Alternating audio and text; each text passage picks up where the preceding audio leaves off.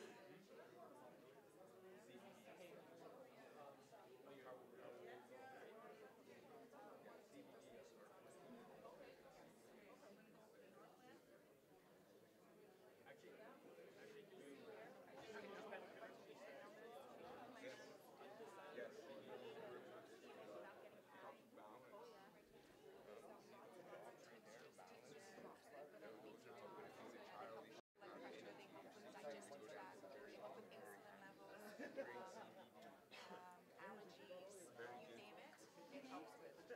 I'm on CBD, my 14-year-old daughter's on CBD, my dog is on CBD, my dog's 11 years old, he acts like he's 6. How old is the youngest? She's 14. Like of all of your Well, not if you're a kid. I do have. Oh, none of these ones, but all of this, these ones, just these ones here, we only have those are from our store. And I'm not But yes, sure how old, I think take he's one of 9 years old, and they take the well-being tincture to stop his epileptic seizures. this is actually He has been given 1 or 2 a week now, he used to have the next. digestive system. that's what I'm But it has to be the full plant spectrum, it has to be kind of CBD, no THC. Very important. Yeah, especially with children. So you work with medical doctors? How are you? If they're open to it, absolutely.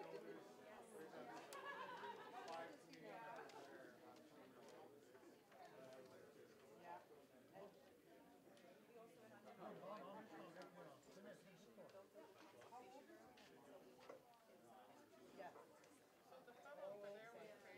It's also scary though because the razor Yes, same here. yeah.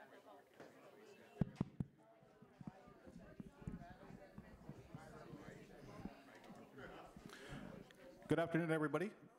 We're going to get started in about 5 minutes. So if everybody could grab their coffee or water and grab a seat, and yeah, we'll get going. 5 minutes.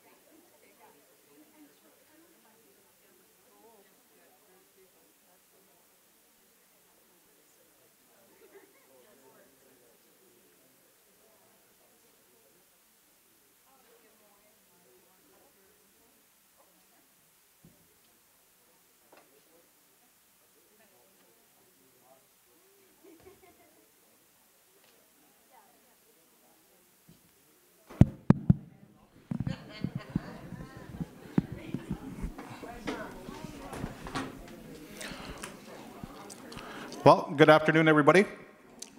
I'd just like to welcome everybody here to the arena to listen to some information about cannabis. We have a number of presenters here that are going to speak, give some educational pieces, and we are going to look at all the information and comments from our community members. So this is one of two workshops today. So this one's going to go till about 4. Then we're going to go on a supper break. Then we're going to continue on from 5 till 8.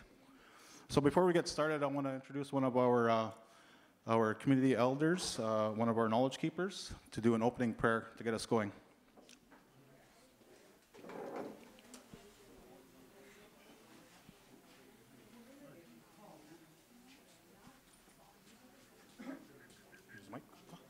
No?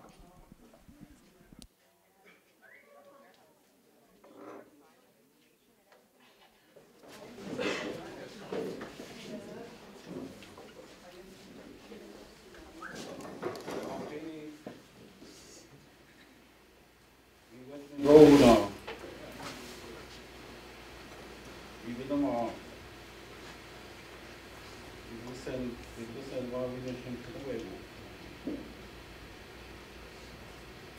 We score you know what take it up and get mom on the so the good call. No even giving to move into the deck might be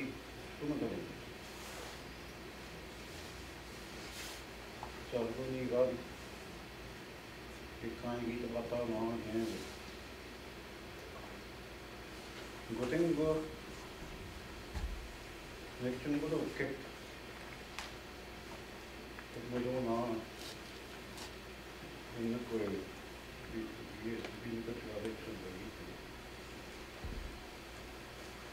but you in this way okay you could you this way you get about it you got it no clean no way you continue about it can you go there you do it good you wait me about it teach me nothing and when done game this we don't beer 24 bottles indicates and so little fit all we did well to get about the month you know we got one thing we just never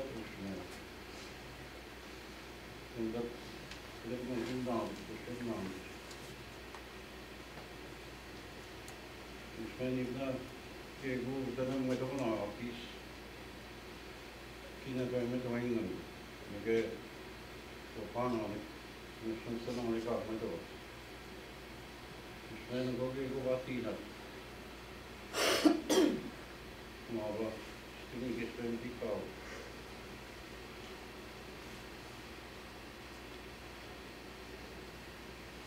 Mampy, this is going to go. Pinch with them, stick. Here goes. May go now. There's another. May against the wall, but there's a possibility to go there. Like going to that, there's no way to come get. He goes to the bow. Bow to the that. That no. You should not get about to go there. Marijuana is covered. If you get the guy there,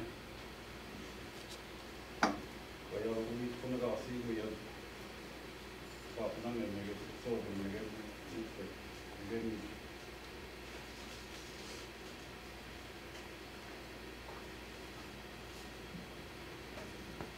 One of the reason that we got it to go next month.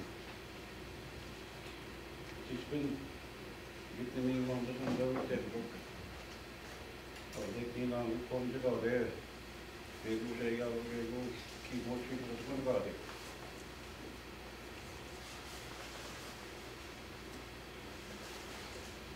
We get out and send them, and it came.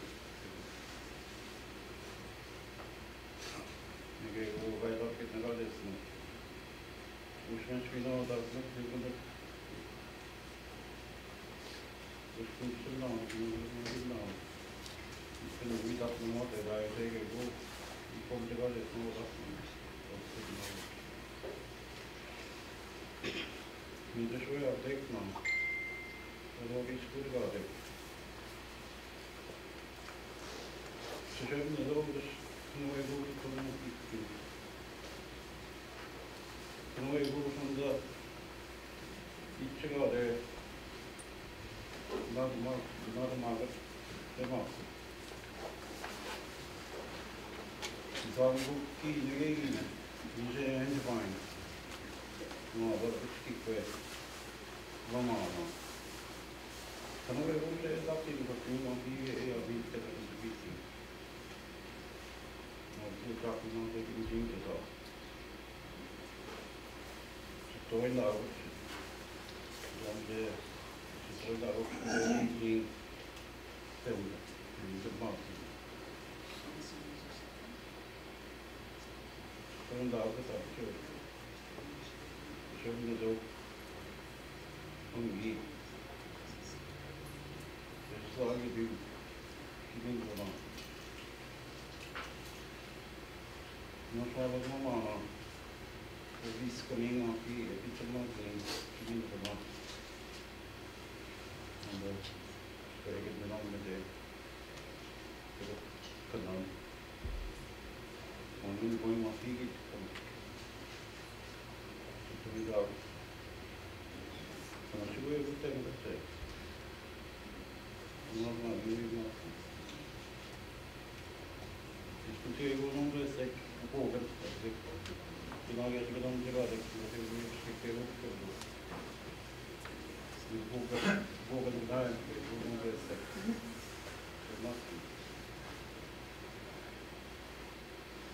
Känner då, eller det är normalt.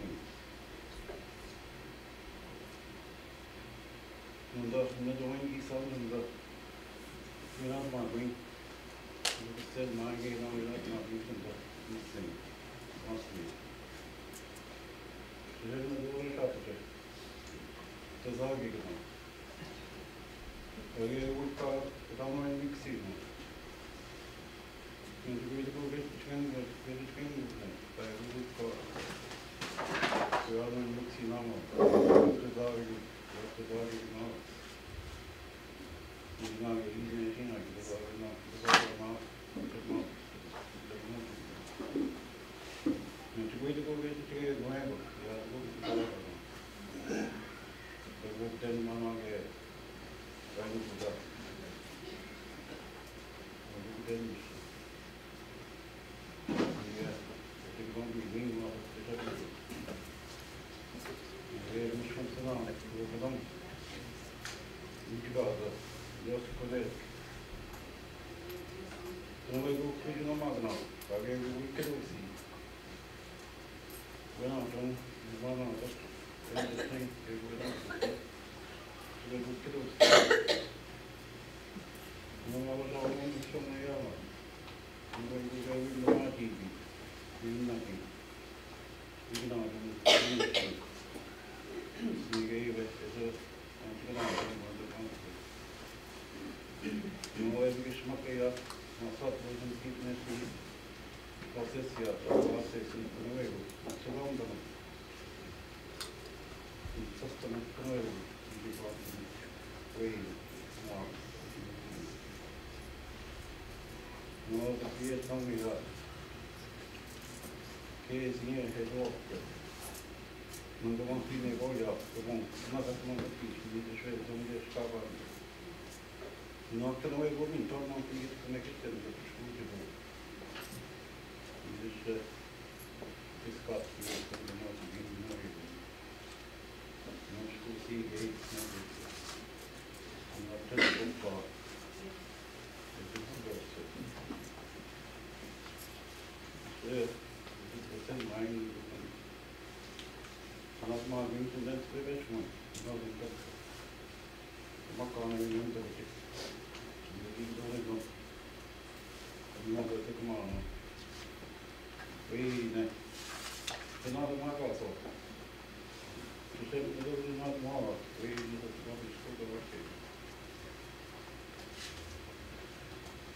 Yes, good facility. Well, this shit is all you do on set.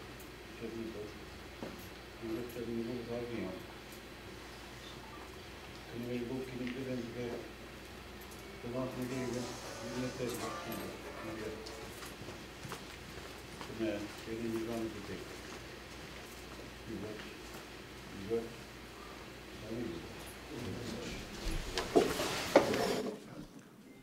No, me question, Jerry.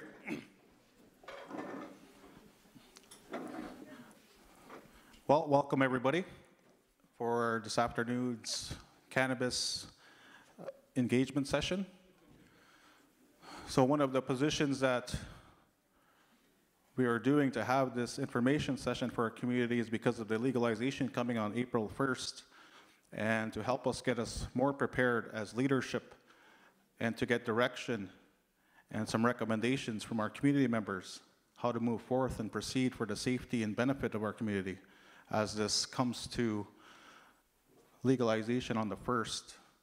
So some of our positions at leadership is to get all the comments and concerns from the community members and use, as our community members give us direction on how to proceed and move forth on this.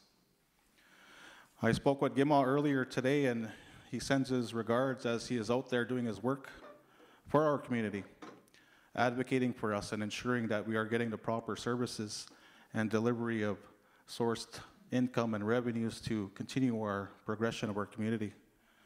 So he sends his regards for not being here today.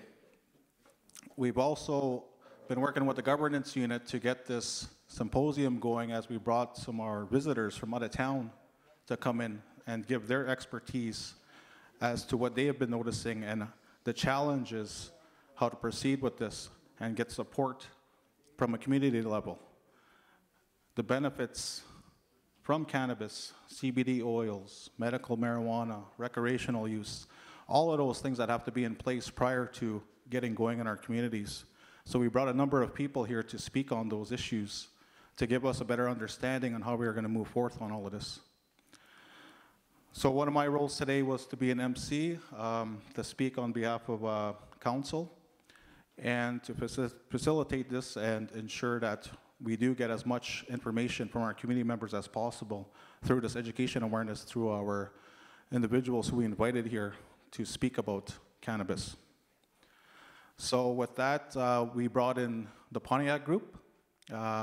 He's standing right over there. So we have Jacob Taylor.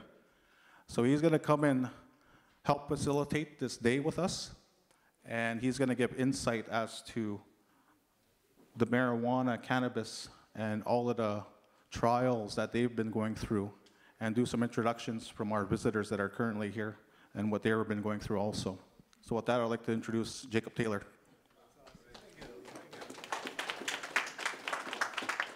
You guys better? Thank you, Tim. Ready to rock? All right, great. Glad to be back. One question. Can everyone hear me okay if I talk without the microphone? Yeah? Everyone hears me cool? I'm going to hold on to this because I'm going to bring it around for some quieter folks to speak, introduce the vendors. Then we're going to have some specific, oh, I have to talk into it, I'm getting from the camera. Okay, so I guess we need this for the live stream. I apologize for everyone here in person because it kind of does create a bit of an echo. I'm already pretty loud. Really pleased to be back here in Wacomico. My business partner, Jonathan Arujo, family name Bell, is supposed to be here with me. He can't make it, had a death in his family yesterday. So his wife's mother passed away, but he sends his love, sends his regards, really wishes to be here, and I'll carry the energy forward for both of us. Myself, I'm Mississauga Anishinaabe from Curve Lake, and I've been in the cannabis industry since 2014. But I started using cannabis as an adolescent and really believe in it for some of the reasons that other folks are going to talk about and which I will share. Myself, I've built a licensed producer in the Health Canada regiment and imported a cannabis testing science license into Canada, and have really been involved all in the name of First Nation community empowerment, inclusion, because I seen a big gap in 2013 when this market was privatized, that the communities were being overlooked. And the former director of health for the Anishinaabe Nation, Chief Vernon Root of Saugeen, actually was the one who motivated me to get into this space, because he didn't want First Nation communities to miss out on this like we had missed out on some things that had came through in the past. And Vern was 69 when he recommended that to me. So that was 5 years ago, and here we are today, still involved in the industry. It's had a lot of changes over the last 5 years as different governments, the Conservatives, the Liberals have came in and altered different platforms, both at the federal and provincial level for us here in Ontario. But it really still hasn't been representative of a First Nation community voice or community perspective or community inclusion as it's developed and unfolded across Canada. So the time is still now to act. We have a flexible form as these rules are still coming to fruition, to being solidified. And we have a lot of grassroots folks here who have been operating cannabis businesses who are going to speak and give you their perspective. And then I'll come back and tie it up at the end to kind of provide a summary and overview from my own perspective. So in brief, I'm just going to quickly roll around to the tables if you feel like turning your heads to follow me. I'm not sure if the camera can chase me, but just going to have all of the vendors introduce themselves so you guys know their names, become familiar with why they're here. And then we're going to have some more local perspective from Aquemacong. We're going to have an elder speak about traditional cannabis applications from right here in the territory. We have an education person who's going to provide some commentary as well. And then a few of the vendors, of course, who are directly into the cannabis industry are going to share with you. So without further ado, I'm just going to do a quick stroll around, have the vendors introduce themselves. Which one of you lovely ladies would like to introduce? I'm Michelle Manantwabi. I'm a case management wellness worker at CANNABIS. We do case management for clients that are working with the Suboxone and methadone programs. We also have our wellness facilitators that also facilitate programming for them. And yeah, we made a little display on mental health and cannabis. Oh, here she is. Yay! That's for you. Ani Kinawaya, Amy Asinaway, Dishnakas. I'm the care coordinator at the Nadwa Treatment Clinic, working alongside with the Northwood Recovery Program, located at 18 Hills Trail. Whew, sorry. Just had to run to one of my kids at school. But anyways, so the intent of our booth today is a little bit on mental health and cannabis. Not very intensive information, but just enough to touch on the importance, especially with the youth population. So I know, considering that doing wellness case management work with current opioid replacement treatment clients right now, maybe if we were a little bit more proactive, I guess, in measures with the youth population, we hope that they don't take this approach, I guess, if that makes sense, but still, in a sense, still helping them achieve their own wellness. So, Chimigwech. And I do have my staff here. Some of them ran off. Michelle Manantwabi, wellness case management worker. Patrina Shagwaja is over there, but she's a wellness case management worker. Myself as a care coordinator. I have Jesse Caboni, who is a natural helper at the, he's actually doing drumming with the schools right now, so that's pretty awesome. We have Allison Reckley Simon as a wellness facilitator. Sarah Ojic, wellness facilitator. Who am I missing? Gail Shwanda. She's a wellness worker, so that's a little bit of our team. So we work hand in hand with Marib Pharmacy, Northwood Recovery Clinic, and ourselves under the one roof. So, Chimigwech. Super valuable resource. Thank you for coming. Excellent introduction. Half-winded, I'm used to that. Moving too fast, get out of breath. All right. Next valuable resource here in the community. Okay, I'm Constable Carrie Spry with the Aquemacong Tribal Police Service. I'm here with our brand new Community Service Officer, Brandon Pheasant, who just started yesterday. So you guys can all welcome him in his first presentation, and you guys will see him out more in the community. So today we're just going to be providing some legal information for anybody who needs it to legally consume and possess cannabis. Any information you need in regards to how much you can have, when you can have it, where you can consume it, all those types of things, we can help you out with that information. All right, wonderful. Thank you, Constable. Next, we have a band member here.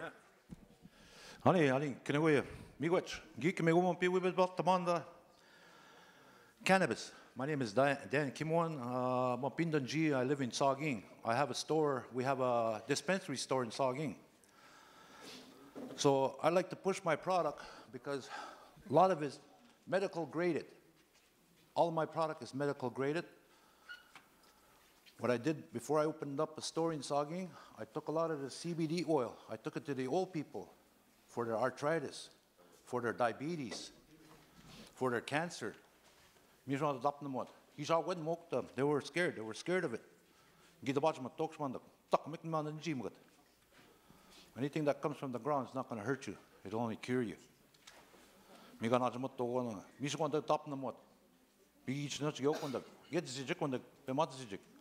They use it for arthritis,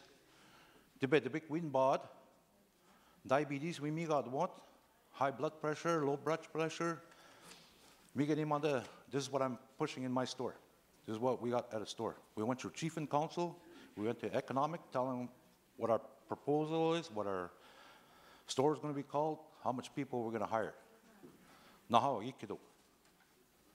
That's to get rid of the methadone, the heroin, the crack, the cocaine that's going on the reserve I'm at right now. The pills are, it's a small reserve, so everybody knows who's doing pills.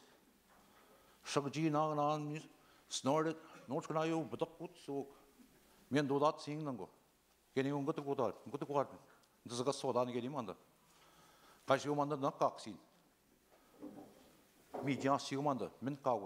it takes my pain away. It doesn't drive me crazy. It only cures me. So I'm here to produce what I got at my stores, and I pretty much guarantee you this will take a lot of your pain and stress. If you look at my pamphlets, it'll tell you exactly, if you got CBD, it'll tell you what's wrong. THC, what it does for you. It'll fight cancer. It does a lot better than painkillers. Cancer, I had cancer in my stomach. I want to get up none, but I had to get an operation first. But I started taking this. They tried to give me a big jar of painkillers when I got out of the hospital. I don't want this. That pain's in you. When that pain dissipates, you know you're healing. But you keep taking your pills and pain, you're getting addicted. Me get Western medication, so I don't take Western medication, none whatsoever, myself.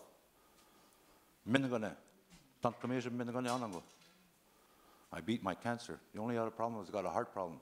None of that will take care of that. I have to strict operation. So this is what I got to present. Some of this medicine I got here is way better than that methadone that people take. It'll take about 2 weeks to wean it off them, and you don't get hooked on it. It only cures you. This is what I got to present. Thank you, Danny. It's really hard to translate cannabis language into indigenous language, as I've been on the road learning over the years, and it's really good that you can do that. Thank you. These are for display purposes only. They're not take-home trinkets for you or for sale, just so you know. All right, folks, we got... No, you can't, unfortunately. Blame it on me. Okay, next we have some lovely folks from the health center here. Okay. Hi, I'm Teresa Pongwish. I'm the Community Health and Primary Care Manager at the clinic. We are here today to have some pamphlets available for you in regards to how cannabis can affect your health. And that's... So some of the stuff that we have here is related to medical cannabis, and then some of it is related to recreational. So not everybody is obviously prescribed medical cannabis. So we do have an abundance of educational tools just to help you with that in terms of what types of illnesses and ailments are used for medical cannabis, and then the different licensed dispensaries that have been around for many years. So a lot of this is done through OTN, sorry. And then we have a lot of the health risks and how it can impact older adults, and then mental health in relation to using it recreationally. So if you have any questions with regards to that, it's a lot of information. So we're here to answer any questions. And then of course, we're at the health center if anybody needs to call us there, if you guys have an afterthought or whatever. Thank you. Give it up, give it up. Excellent, the man who needs no introduction. How's it going? My name is Stitch. I work for the Lands Office in Wacomakong.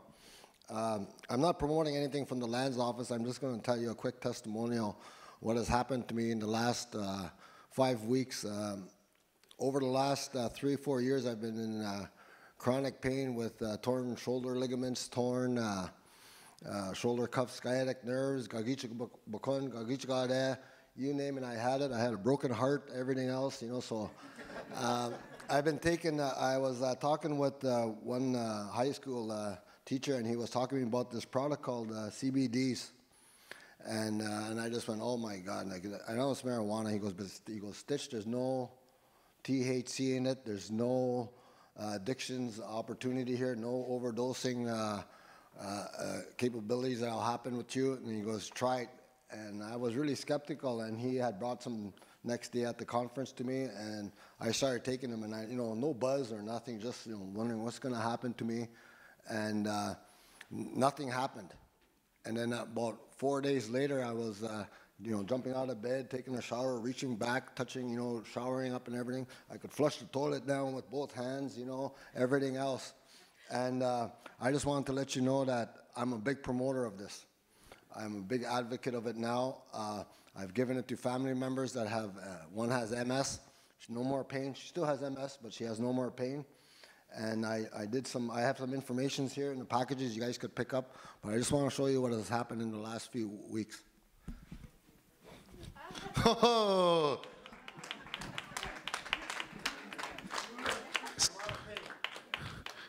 That's what's happened. I've been skating, been running, doing everything else. And I'm a big believer in it. I've had people come up to me and talked about growing hemp. And this is what this is. This is hemp. And I'm going to grow it. Because it's just like maple syrup. I want to grow my own product. And I want to enjoy it. And I want to share it with you people. So I want you guys to really believe in all these presenters here. I've talked to them already. And I've talked with Dan. We got to do this. I've recently been appointed to the Resource Management Council of Robinson-Huron Treaty to advocate First Nations position in Ontario when it comes to any of our resources. And this is one resource I'm going to push. Miigwech. Thank you, Stitch. Who do we got working the Chinook Nagawin booth? John Dubé, you want to talk about this one quick? I seen you in here. Tim? John, he's pointing at you.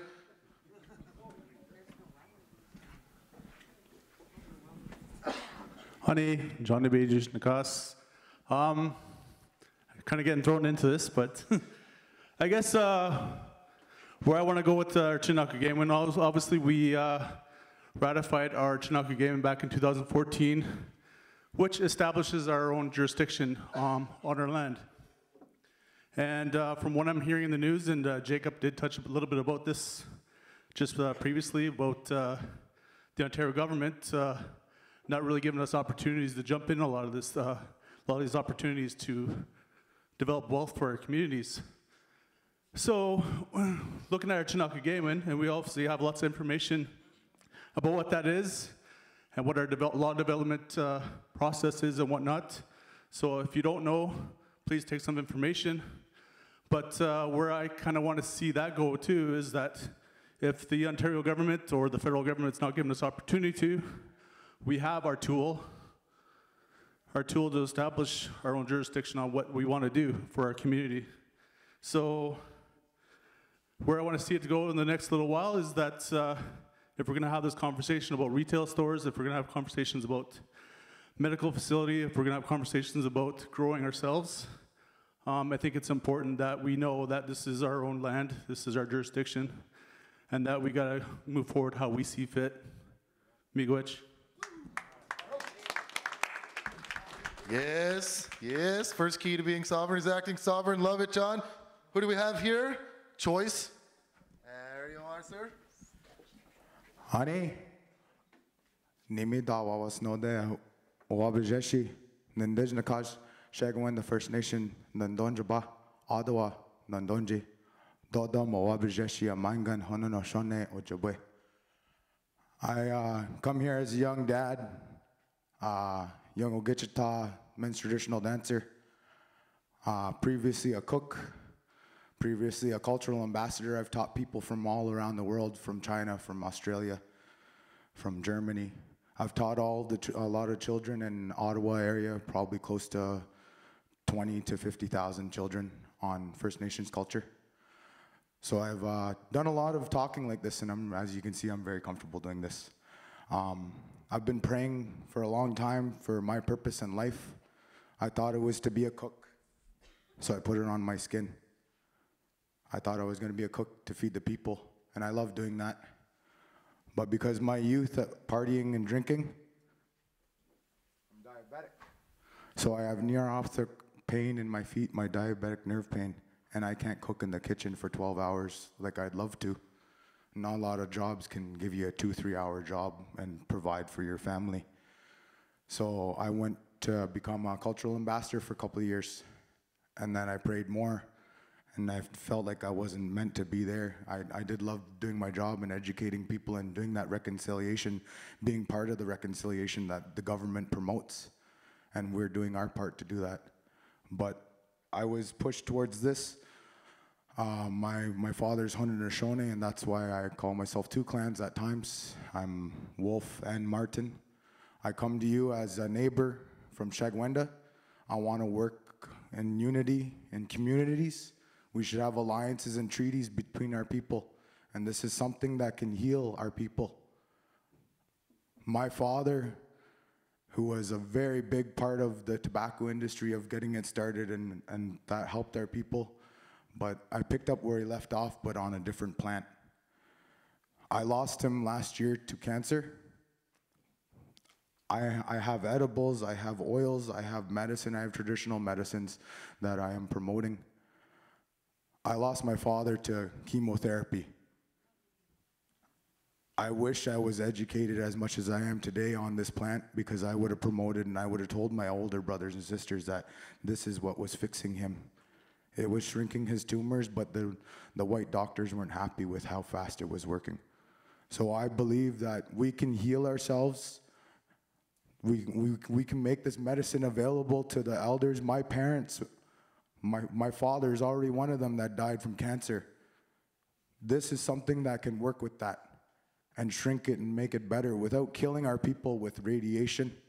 And that's just the tip of the iceberg. And that's why we're here, and I'm so happy.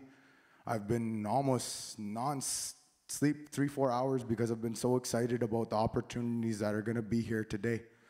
So I want to work alongside with Wikwemikong as a young man from Shagwenda, and I want to promote that unity and community and that health.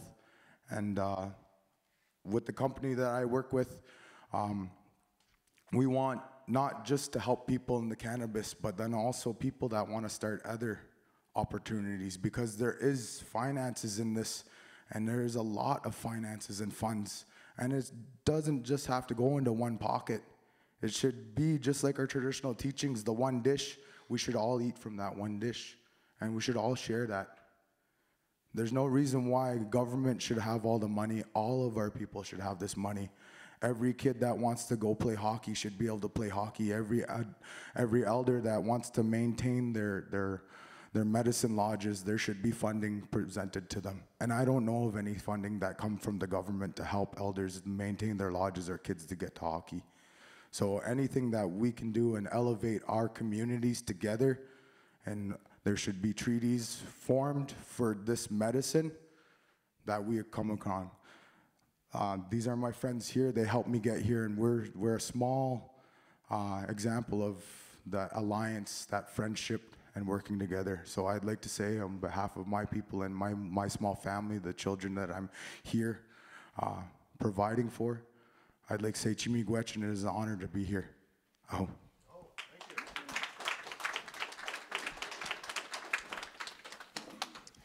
Ani, my name is Derek Rock. I'm from Creator's Choice, neighbor, Wanapate First Nation. I'm sure you've heard about what's happened to us. There's a storefront. We've been raided a couple times. A lot of people don't know we grow and produce our own product. We get everything tested. We make sure that we work within our own rules of trying to help individuals. It's so rewarding. It's not just about money. There is an economic benefit from it, having it in your community, but also proper procedures, regulations, and such need to be provided for everyone. We've worked diligently to make sure that we have a very clean environment. We've used other dispensaries as a guideline to build ourselves up. We're doing it ourselves. We have the right to do this ourselves, and we won't stop doing it ourselves. I'm not asking for a handout from the government. I never have. I've been a very hard worker. I was taught to work. And there is a lot of work that is involved in this, and it's heart-wrenching when you see the government come in and take away our product, put people that are coming to our store with walkers and wheelchairs and turning them away. We have to say we're closed. How is that fair to anyone? This is a right to feel better. We all deserve the right for once to look in the mirror and be not ashamed that we're taking pills. We don't need pills. We have customers come in that have like young men, 20 I think one of them is, off of methadone, strictly using cannabis. This is like unheard of, right? Because the government doesn't want those people to actually hold their head high, wants to keep holding us down. Let's stand up together and prove that we can do the work. We've done the work. We're doing the work. When I haven't been to Wiki since I was a pee-wee hockey player. And then I come here now and I see the growth. I look at my community now and I'm going to be racing home. Why are our stop signs say stop? These ones don't. Hit me in the heart. It's about, passing the words on. We want to bring people into our storefront and show about the community history of our people. You can do the same here. You can build a store. You can grow your own product. You guys have the fundamental skills, obviously, because you care. You showed up here, and it's impressive to see how many people show up just in the middle of the afternoon. It's great to see, because there is a need for us, and we all can benefit from it. We try to set up a program with our elders, providing them with topicals, like you're saying, for arthritis and stuff. These are all little ailments that have come up to us as we get older, and it's just to take the edge off even. We're not saying that it's a cure and this is what's going to be, but it helps people with quality of life. And that, nobody can put a price on quality of life. So I hope that everybody gets a positive reaction from this. I can't do cartwheels probably because I'm scared to embarrass myself, but it's great to see. And this is a local band member. I have nobody turning out like this to speak at my community sessions. I invited my community to my store. We did it for 3 days to come down. I even had food and whatever. We stood at the door and nobody came. Nobody from my community came. But then I get raided. I drive through the community. I wave at everybody, because I usually do wave at everybody, because I will tow you out of the ditch. I will give you the shirt off my back.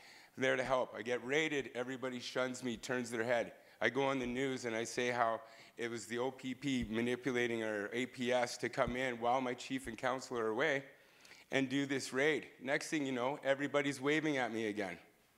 What about yesterday? Let's not turn our backs on each other. Let's help each other. You want to grow your own? I support you. I support him 100%. Grow your own. We will process it. We can figure it out together.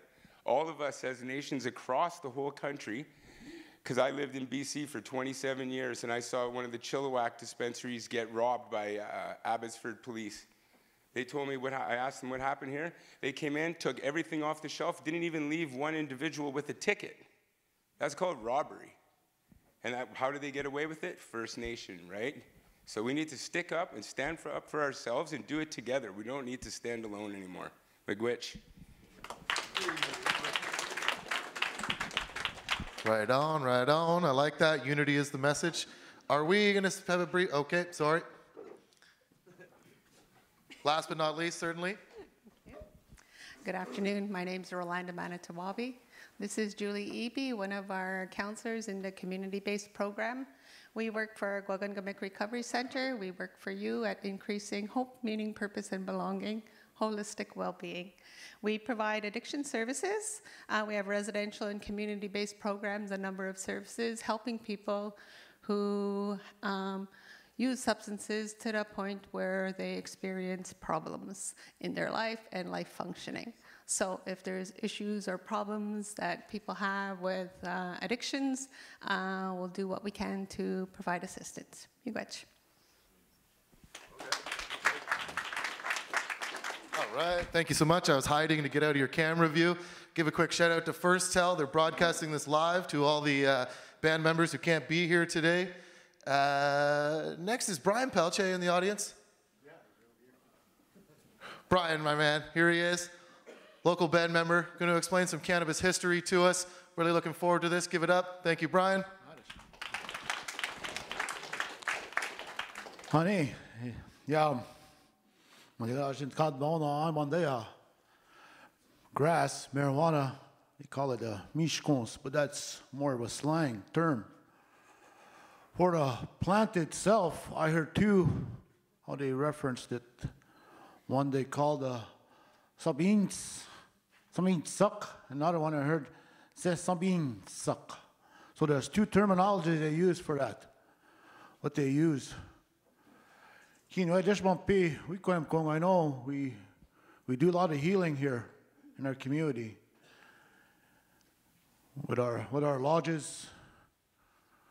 We do a lot of people that have had a lot of difficulties in their lives, both mentally and physically. So we help them out as much as we can. And a few years ago, we worked with a lot of veterans that fought in the Afghanistan war veterans that came back with a lot of PTSD. So we helped them out. To help them out, we made a medicine here we call Quenezagud. So we use a lot of ingredients around our community. And in some of that too, we include some of this hemp into that. So we gave a lot of that medicine to the veterans that fought, both the American soldiers and Canadian soldiers that fought in these wars. So we made this big batch for them, and it worked. A lot of them got a lot of healing. They came to a lot of our ceremonies. We also made a lot of, to our medicines, we include that in there.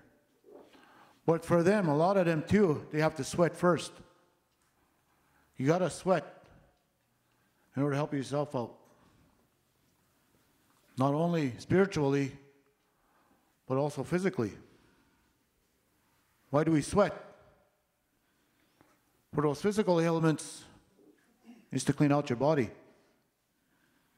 Get rid of that junk that's on your body, what's inside your system. So when you sweat, you clear out your pores. Then when it's time for you to use this medicine, those pores are open. That's why a lot of them sweat. So we use this medicine after they're done. It helps them. And they go and do bad bones, achy joints. It works. A lot of problems, arthritis, diabetes. Like myself, I beat diabetes. I'm no longer a diabetic. But also that comes with change of lifestyle to go with that. You got to do something. You got to move around. Also, you got to do it spiritually. It goes both ways. Nishnaba did that, both physically and spiritually. So the Nishnaba used what Dan said, the earth, because that's where we came from. The earth. That earth is our mother. So we get a lot of healing from that shkike. That's what we call it, shkike. And also spiritually, we communicate it when we harvest it. You talk to it. You tell it where it's going to go. You tell them who you are, your name. You tell the spirits out there, the spirit of that plant, what you can use it for. So you really got to believe in this too. But you also have to meet it halfway too. You got to change your lifestyle. How would it go? So we believe in a lot of this healing. It works. Just look at myself. You hear Dan beat cancer. So a lot of good attributes to this. Not the bad stuff, the good stuff, the clean stuff, that's good. The natural stuff that Nishnawbe got. Because we traded lots, Nishnawbe. We went far down south to get some of these medicines. We trade, we harvested medicines. We took those medicines with us.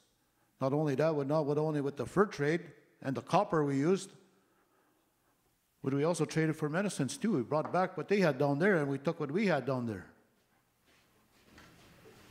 You know, when they had that great migration, when they got sick, they came over here. In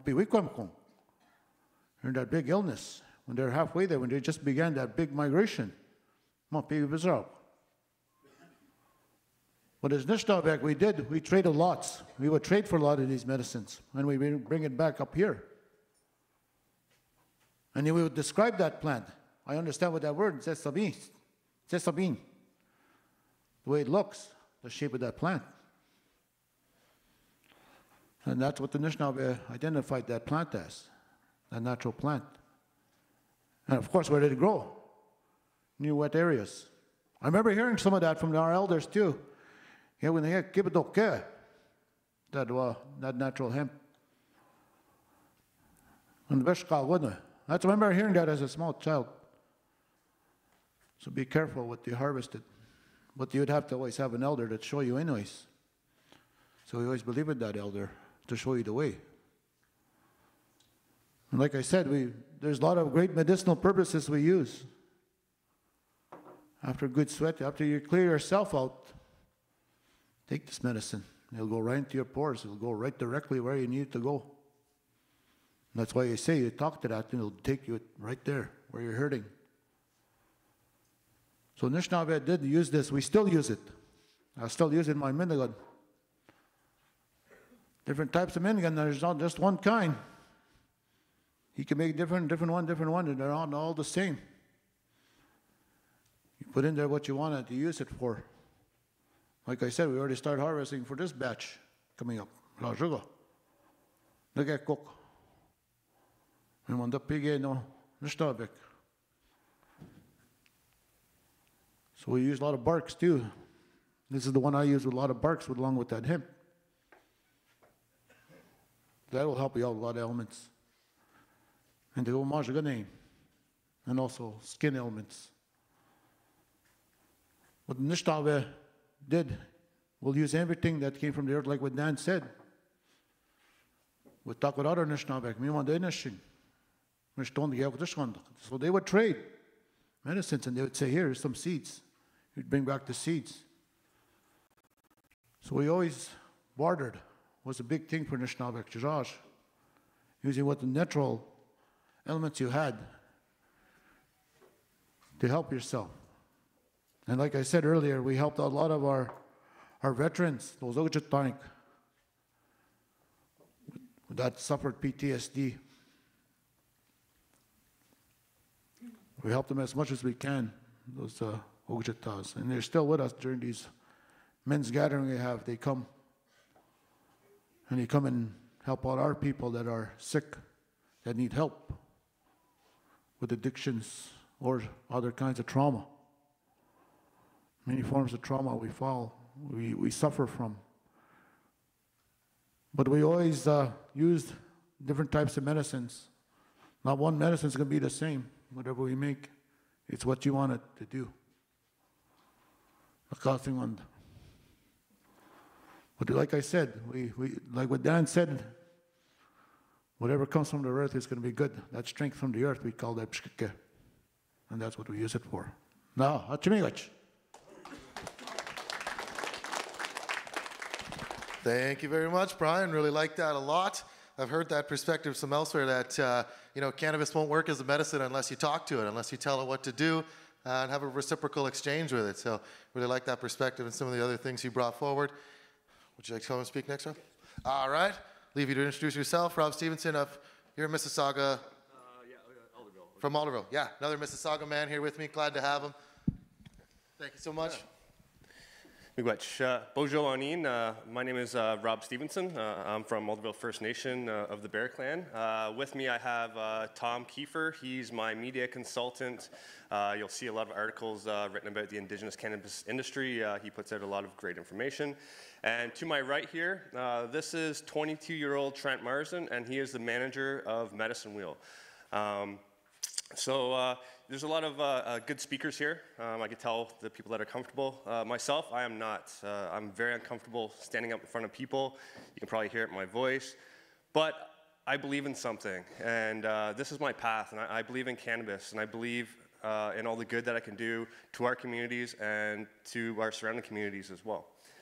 So I'm going to talk about Medicine Wheel, and you know, this isn't necessarily a model that works for every territory, but I believe it's the model that works well for Alderville First Nation. And I'm just going to kind of go through some of the things that we're doing and just highlight some things. And again, just try to educate you. I'm not trying to sell you on anything, just showing you what we're doing and how it works for us. We're just having a Wi-Fi connectivity issue.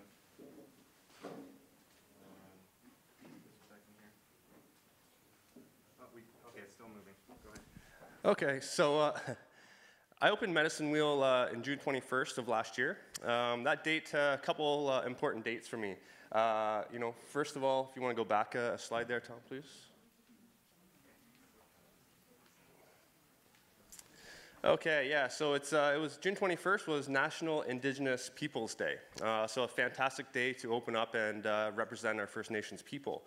The second thing is first day of summer, so a great day to start new things. And the third thing was it was my birthday. So everything just kind of tied in and fit in and just seemed like the right day to open. Now before I opened Medicine Wheel Natural Healing, I did my due diligence. I went to my band council and gave them a presentation about what I was trying to do and what my plans were with Medicine Wheel, showing them how I wasn't going to just put all this money in my pocket, how I was going to give back to the community and support my own community. I also went to the local OPP. We don't have our own Anishinaabe police. We have the OPP that patrol our areas. So I went to the police and kind of gave them a rundown of what I was doing and why I was doing it and how I was able to do this. And I used UNDRIP as my explanation for that. We'll just give another second here. What was that?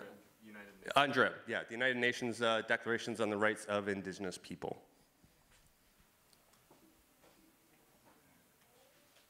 Seems we're having some technical difficulties here. Sorry, just bear with us 1 second, please. I can go through the slides because they're already stored in the thing, but I'm not sure how we'll play the video unless we can get this going.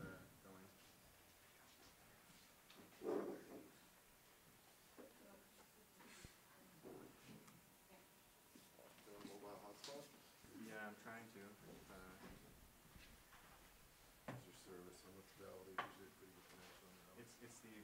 I think the problem is it keeps jumping to the guest one that they canceled the password on. They set us up on, and then they. Okay, so you're which one are you? Or you want to do? Yeah, I'm at SS. Okay. And the password is JPIY3953.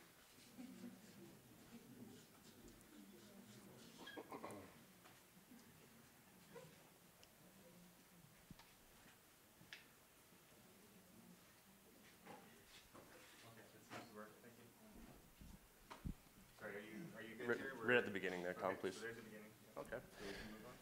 Yeah, okay, so before we get any further, I just want to acknowledge everyone in this room, the community, for having us here. I think it's important that you people are here to listen to all the educational stuff, because ultimately I believe it's the community that needs to decide how this industry moves forward, and each community's got to be a little bit different. So it's important to get all the right information. That's including both sides, the benefits of cannabis and the downsides of cannabis as well. It's like anything, you know, a little fire warms and too much burns. So since we've opened up, we now have over 25,000 individual clients registered with us.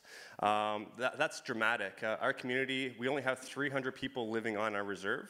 So 25,000 people coming into our community, I think is very fantastic. It's a lot of traffic, but what that traffic does, it brings people to be able to see our traditions, our cultures. We're able to educate them, and it's a good offshoot. You know, stores around, gas stations, restaurants, craft stores are all benefiting from the dispensaries that are open in Alderville First Nation.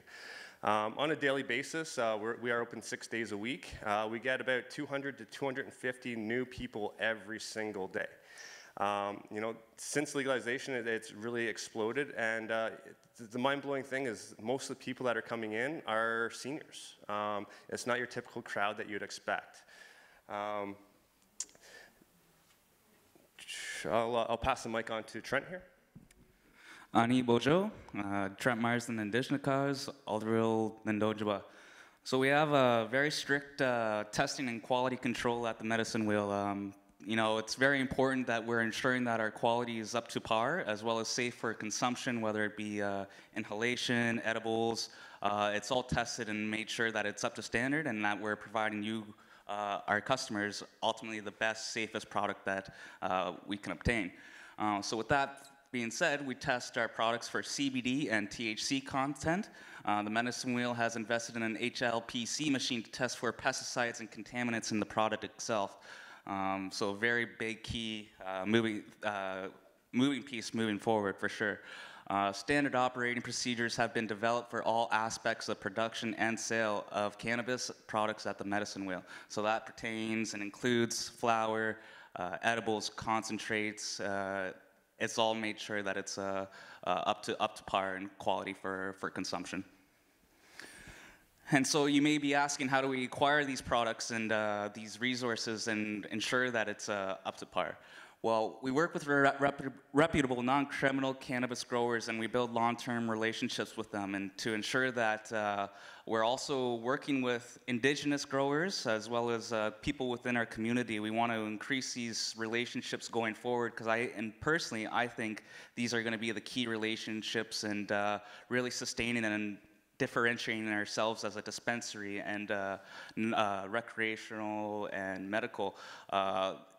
Increasing these relationships are a very vital part, in my opinion, and also this whole structure that we're trying to provide. So we regularly test all our product for their CBD, THC levels, and visually inspect the product for mold and imperfections as well.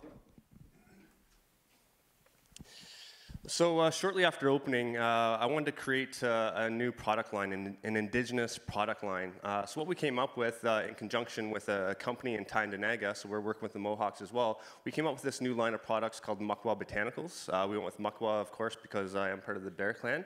But this product slogan is, you don't have to be high to heal. So this product line focuses on full plant extract. So it's not an isolate or a distillate, it's an extraction of the whole plant. And the reason why we do that is because I believe this plant has a spirit.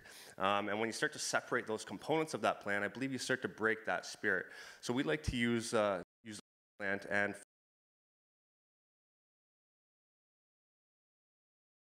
tinctures, drops that you put under your tongue. And you use small doses to the point where you're not getting any of those psychoactive effects from that THC. So you can use this product throughout the day and not get high from using this product. And then, of course, we have different products depending on what you want to do. So sleeping, of course, we use an indica strain. So it's a little more sedative. You know, we have a pain, balance, and then we have our well-being as well, which is just a CBD. We also have different topicals and an assortment of products. And again, what we're doing is we're trying to embrace this industry and take hold of it as our own. And I think we have the full right to be able to do this. If you can, next slide, please.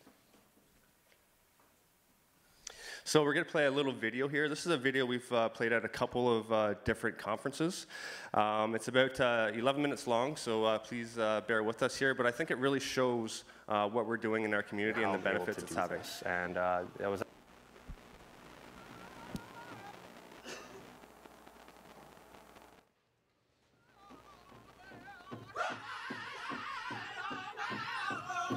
I've had nothing but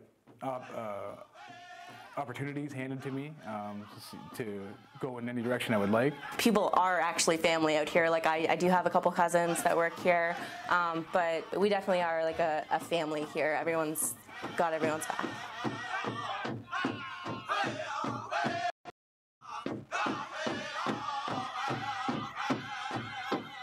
June 21st was our soft launch, and with the store and how it was designed, I wanted to create an atmosphere that was very comfortable for people, very relaxing, kind of therapeutic, where there wasn't any kind of stigma attached to it or any kind of pressures to even buy product. We just wanted people to be able to come in, feel comfortable, and just get education if that's all they're after. So that's what we focused our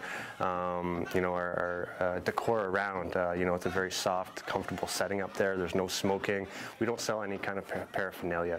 Again, we're catering from 19-year-olds all the way up to, we've had 90-year-olds come into the store to seek help. When I looked at it from how is the outside community and the outside populace going to look at this endeavor I'm undertaking, and I know there's a lot of stigma around it, so I was trying to evaluate ways to circumvent a lot of issues that could arise. So the first thing was going to the OPP, the local OPP, and explain to them what I'm doing and why I'm doing it and how I'm able to do this. And that was actually received quite well by them. I also went to my community, to my band council, and made a presentation to them, again showing the benefits of this. And they did give a tacit blessing to proceed forward. And since then, it's just been one heck of a ride and a great experience. And I mentioned in hindsight about not seeing the full benefits of cannabis. I see it every single day now with all the different people that are coming in, and every single day we're hearing a story. We have people coming in crying, our staff are crying with them because it's changing people's lives. There's three things that I truly try to focus on. Number one is community. Number two is our clients that we serve, and number three is our staff. And within that subgrouping, so we have three categories, and within that subgrouping, my three other concerns within each of those is, ensuring that we are offering a healing medicine and being, seen as a healing center. Number two was education, being able to educate people about the benefits of cannabis and trying to erase that stigma. And, we get some people that, still have issues with cannabis, and I totally respect their opinions. It's just lack of education, and that's what we're really trying to do, is educate people. And then the third thing is safety, so product safety. We want to ensure that we're providing the cleanest, safest medicine possible in a safe environment for purchasing that product as well. So that's what we've been really focusing on. All of our endeavors, all of our innovations and developments have all been based around those three things: community, customers, and our staff. In Alderville here, in my age group, there wasn't a lot of culture growing up. Fortunately now, my kids are getting introduced to this culture at a much younger age than I had the opportunity to. So I saw a need to reinvigorate myself, my staff, and the community. And the number one way I see of doing this is by taking back our language and learning our language. It really brings people together if we can do things where we're engaging people. When we're all having fun, laughing, you get a bunch of Anishinaabe around, sitting around. It's not long. Everyone's gut busting laughing. Your cheeks hurt because you're laughing so hard. And that's what's really good, is when people talk about reconciliation and all these things. Part of that is us with ourselves, being kind to ourselves, coming together with our own people. The state of things now is that there's no teachers, especially with the boards. They want everyone to have their credentials, but it's at the point now where anyone that can speak the language, they really need people. I mean, you want to do it in a way that you're going to keep doing it. You look forward to it, and doing things the old way, where we're just reading the old words off the list, you got a word list. I mean, you'll learn that way, but it's painful. And you're not going to look forward to it. Every business that we have, we should be speaking our language. We are the people, regardless of what we're doing. In our language there aren't connotations the same way that there is in those colonial languages. We can transfer knowledge in this language, as quickly, efficiently, effectively as possible, because we don't have time. We need to get people engaged. We need to keep people engaged. They need to stay engaged. This could be done anywhere as far as I'm concerned. And this is what I'd really like to emphasize to people is that we can do this on our own. We don't need outside entities, outside corporations, white money coming in to help us do this. When we can do this ourselves, we can be self-sustainable and create our own economy, help our own people, and get off the coattails of the government. We are a sovereign nation, and as a sovereign nation, we need to stand up for our right to be able to do this. Again, this is a natural plant that has cannabinoids in it, and we have an endocannabinoid system. But we focus on full spectrum, or whole plant medicine. So that means when we make a product, we're using that whole plant. We're not isolating it or distilling it to get just THC or just CBD. Reason for that is I believe the plant has a spirit, and we want that whole spirit of that plant when we're using it as a medicine. So we want that whole profile of that plant in it. The first thing we really want to do is ensure that the product is up to par in terms of, quality. If it's, we test and thoroughly analyze all our products here, so we want to ensure that you guys are getting ultimately the best product and it's safe for consumption, right? So usually that undertakes the testing process right away. So when, say, in this particular case, when we get flour in, it'll be handed off to Monty, who is the basement manager, and he'll go through his sort of protocol intake, and then at the end of it, it'll be passed up to the lab where it'll go through inspection to ensure it's up to par and that it passes quality control. So usually what we do down here is a lot more of packing. We're doing a lot of packing a lot of the bud most of the time, packing a lot of the hash, oil. We do a lot of organizing down here as well, try to make things pretty nice and organized. We store our buds in these little sea vaults. We put it in our Bovita packs. That keeps the bud fresh and makes sure it's not getting moldy at all. As you can see, there's the number in there. We try to keep the test number with this as well. The policies and procedures that we go through here in the lab are pretty basic and simple, but are super imperative and important for the day-to-day process of the store. Nothing that comes in the store doesn't come through the lab for testing or inspection to make sure that the quality is there before it goes out to the floor to the customer. So in this case today we're inspecting flour. We also look for trace mold on the top. Can come in a mossy form as well, but again, to the naked eye, it could be easily mistaken from trichomes to mold. We'll do a real slow inspection to make sure. We look for many different things under here.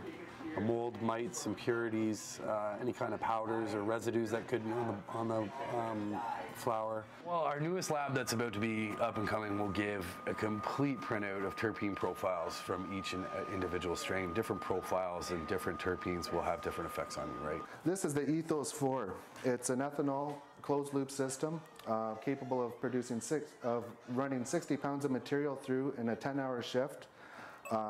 Takes it down to -70, leaving behind all the waxes and undesirable constituents, and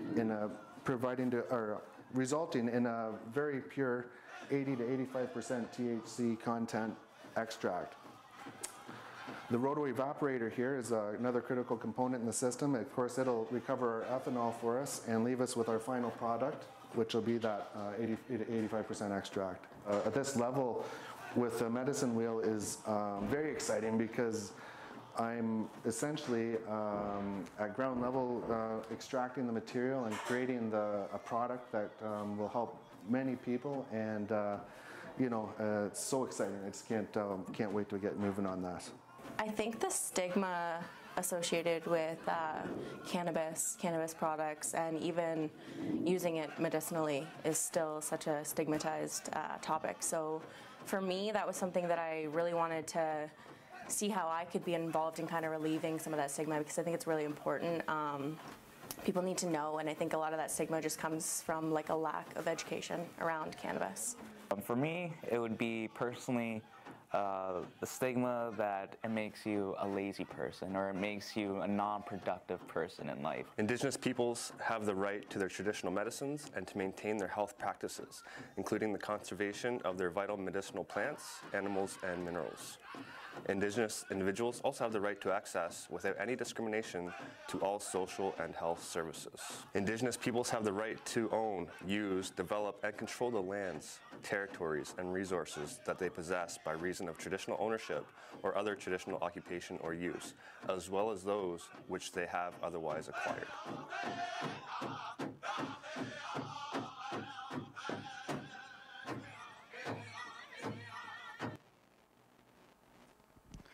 Right on, so that's the video. Hope you guys enjoyed it. And carry on with the rest of the presentation here.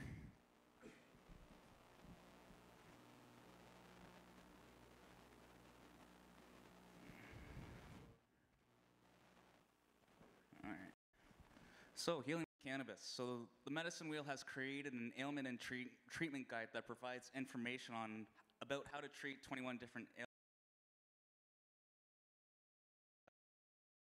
Very important piece of literature that we have available within our shop. I refer to it personally all the time in terms of being able to talk to someone that I don't personally have the most required amount of knowledge for. So, for example, when someone with COPD, cancer, or something among those lines, which I'm not 100% familiar of, I'm able to refer to this book and comfortably and confidently talk to each individual person, whatever it may be. This piece of literature right here has helped me personally expand my knowledge with cannabis, as well as expand others. I've been able to provide this information to family members and friends, and the knowledge that they've held on to from this it's been incredible. So I wish we had some here to give out, but this is available, I believe, online as well. The materials were created in-house by our researchers with consultation from our frontline staff. So we got direct feedback from the people that were dealing with these ailments and specific diseases and illnesses. So, as we know, cannabis is an effective treatment for a wide range of illnesses, including cancer, epilepsy, insomnia, menstrual cramps and PMS, Parkinson's, depression, diabetes, muscle and joint pain. The list can really, really go on. This is just a minor takeaway of what it really can help and what it is very commonly associated with helping. And so, yeah, Alderville did a cannabis survey. We have about 300 on-reserve members, and so we really wanted to find out from our community members on and off reserve what they wanted to do and what they thought of cannabis going forward and how they wanted to approach and handle this. So we were able to carry out this in the September of last year, and approximately half of the on-reserve members filled out the survey. So that, in our opinion, was a very good turnout. The results showed strong support for the cannabis industry in Alderville, and the survey was filled out in person, online, and members provided their status cards. So another key step ensuring that we got accurate information from the people that we wanted this information from. So we'll go over a little bit of the results here, and as you can see, have you ever consumed cannabis? And we're clearly over 90% here, and it's the numbers typically speak for themselves here. And if you have used cannabis as medicine, what conditions have you used it for? And as you can see, we got our big three ones: pain and relief, stress, and insomnia. And I typically agree with that, because I personally, that's how I started using marijuana as a whole. I was starting to use it for my own personal relief, and mine's right there. I have a bit of trouble, and you can still hear it with me talking to you guys right now. But even with that product, it's made it a little bit comfortable for me to be here. And so I think this information, it really goes to show that it is important, because this is direct feedback from our people on reserve that are being directly affected by these types of ailments, illnesses. This is all valuable information. And yeah, so how often do we use it? Not everyone's a daily smoker like myself. Everyone, it applies all the same though. Everyone does have an input, whether it's a daily, monthly, annually. It all matters. It's all very key information. And as you can see here, half our members on reserve consider this to be a medicine. So I consider that very key, and I pride myself on that. And do you consider cannabis to be a plant compatible with indigenous medicine? And again, we feel very strongly about this on our community, that it is something that we have had purpose for indigenous medicines. And do you consider the growth and development of the indigenous cannabis industry to have been a good thing for Alderville? And again, very strong support for this being a go-to thing for our people to have access to an industry like this on our land. And probably the most important takeaway from all this as well is, you know, do you think that people of Alderville First Nation have the sovereign right to determine their own path and choices regarding cannabis? Do you think we have our own say in this? Do you think we should do this by ourselves? And almost 93% of half our people on reserve said yes. That is how we should do this. We should have the say, the control, and we should be able to go forward with this confidently.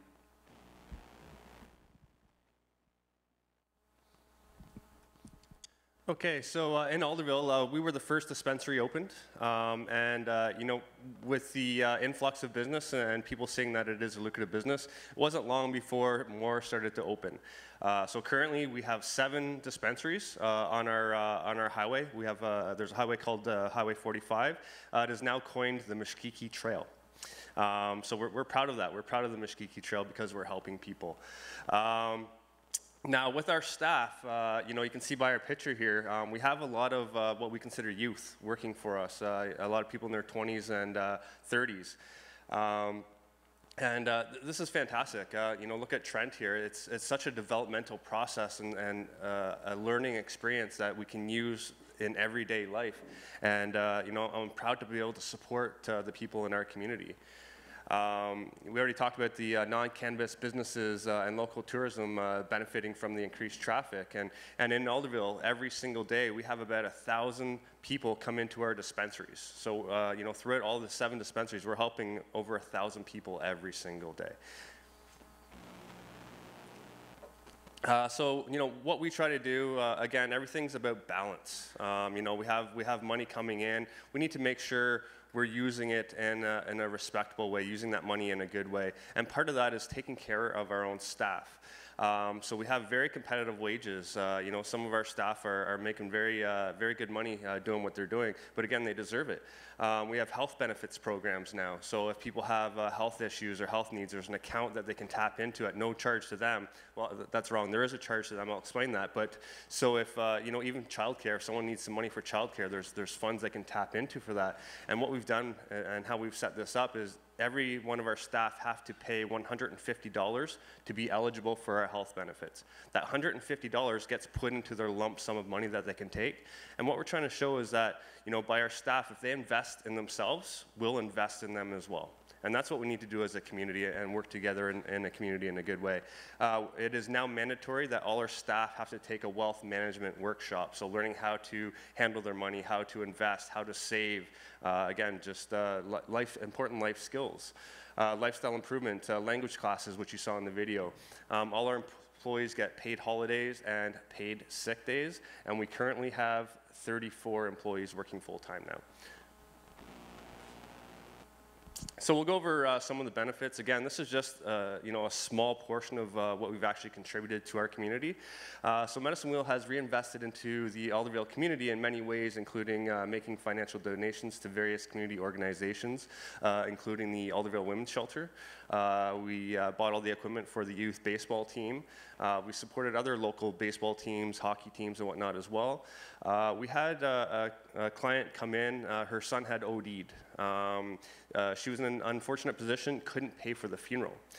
So Medicine Wheel contributed some money to help pay for her son's funeral. We've donated money to our firefighters. We've donated money to our church.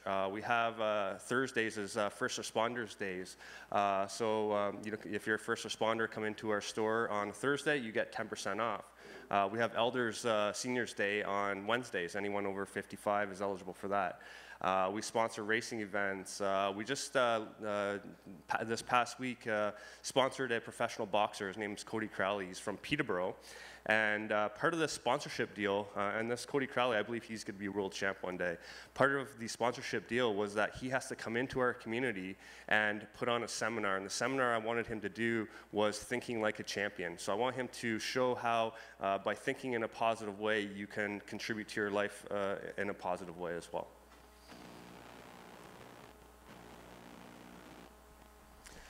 So with all these dispensaries opening up and no regulation, you know, I saw a concern. I didn't want it to turn into the Wild West where, you know, everyone was competing, driving prices down, you know, criminal elements moving in, that kind of thing. So we started the Mississaugas of Rice Lake Cannabis Association, and this was formed in June of 2018. With this association, all the dispensaries in Alderville are part of it. So with this, instead of competing with each other, and I mean, we do compete. Competition's good. It's healthy. It keeps people honest. But we also work together to help regulate and control the industry. So making sure that we aren't selling to youth, making sure our products are tested and safe, making sure we are contributing and putting money back into the community. So with this, you know, we have quarterly meetings, and it's open to all Alderville members who consume, grow, or sell cannabis. And all these decisions are made by consensus. So again, and I truly believe this, each community is different. Each community is going to have its own dynamics, and it should be up to the community on how the Indigenous cannabis dispensaries are run. Maybe some communities don't want it. That's fine. Maybe you do want it. Maybe you want to deal with the licensed producers. It should ultimately be up to the community members on kind of a vote or a referendum to determine how we should be involved in this industry. So we've definitely taken a sovereign position on cannabis. Again, we are Indigenous people, we are sovereign people. Some of these standards and bylaws, if you're interested in looking, can be found on our website, ricelakecannabis.org. And the association takes the position of supporting the self-determination and self-regulation of the cannabis industry in Alderville. And this position is in keeping with the views of the vast majority of Alderville residents. So again, that's why we did the survey, because I want to make sure we were on the right track and weren't misrepresenting our people. So part of that is going out, talking to the community, talking to the members, and making sure you are going in the right direction.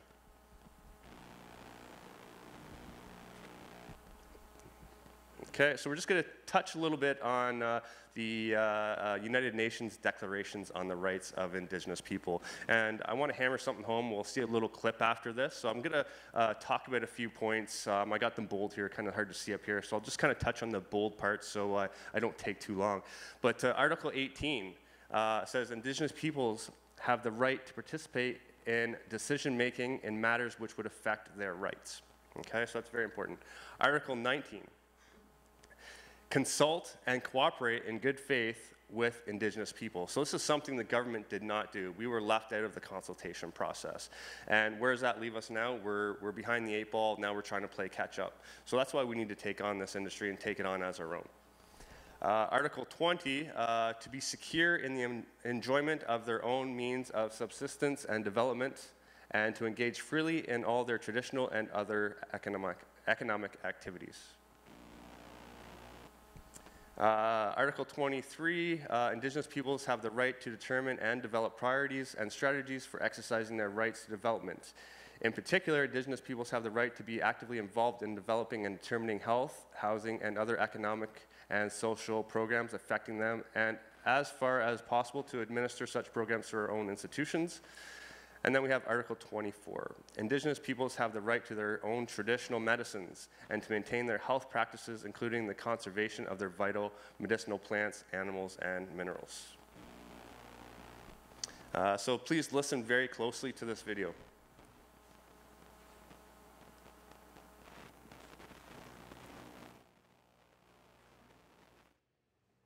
We now have before us an opportunity to deliver true, meaningful, and lasting reconciliation between Canada and First Nations, the Métis Nation, and Inuit peoples. Over time, Programs and services will increasingly be delivered by Indigenous peoples as part of their move toward true self-government and the full implementation of the United Nations Declaration on the Rights of Indigenous Peoples. Indigenous peoples will decide how they wish to represent and organize themselves. Some may choose to engage with our government based on historic nations and treaties. Others will use different shared experiences as the basis for coming together. The choice is theirs. That is precisely what self-determination demands. And though this path is uncharted, I am confident that we will reach a place of reconciliation. That we will reach a place as a country where nation to nation, government to government, and Inuit Crown relationships can be transformed.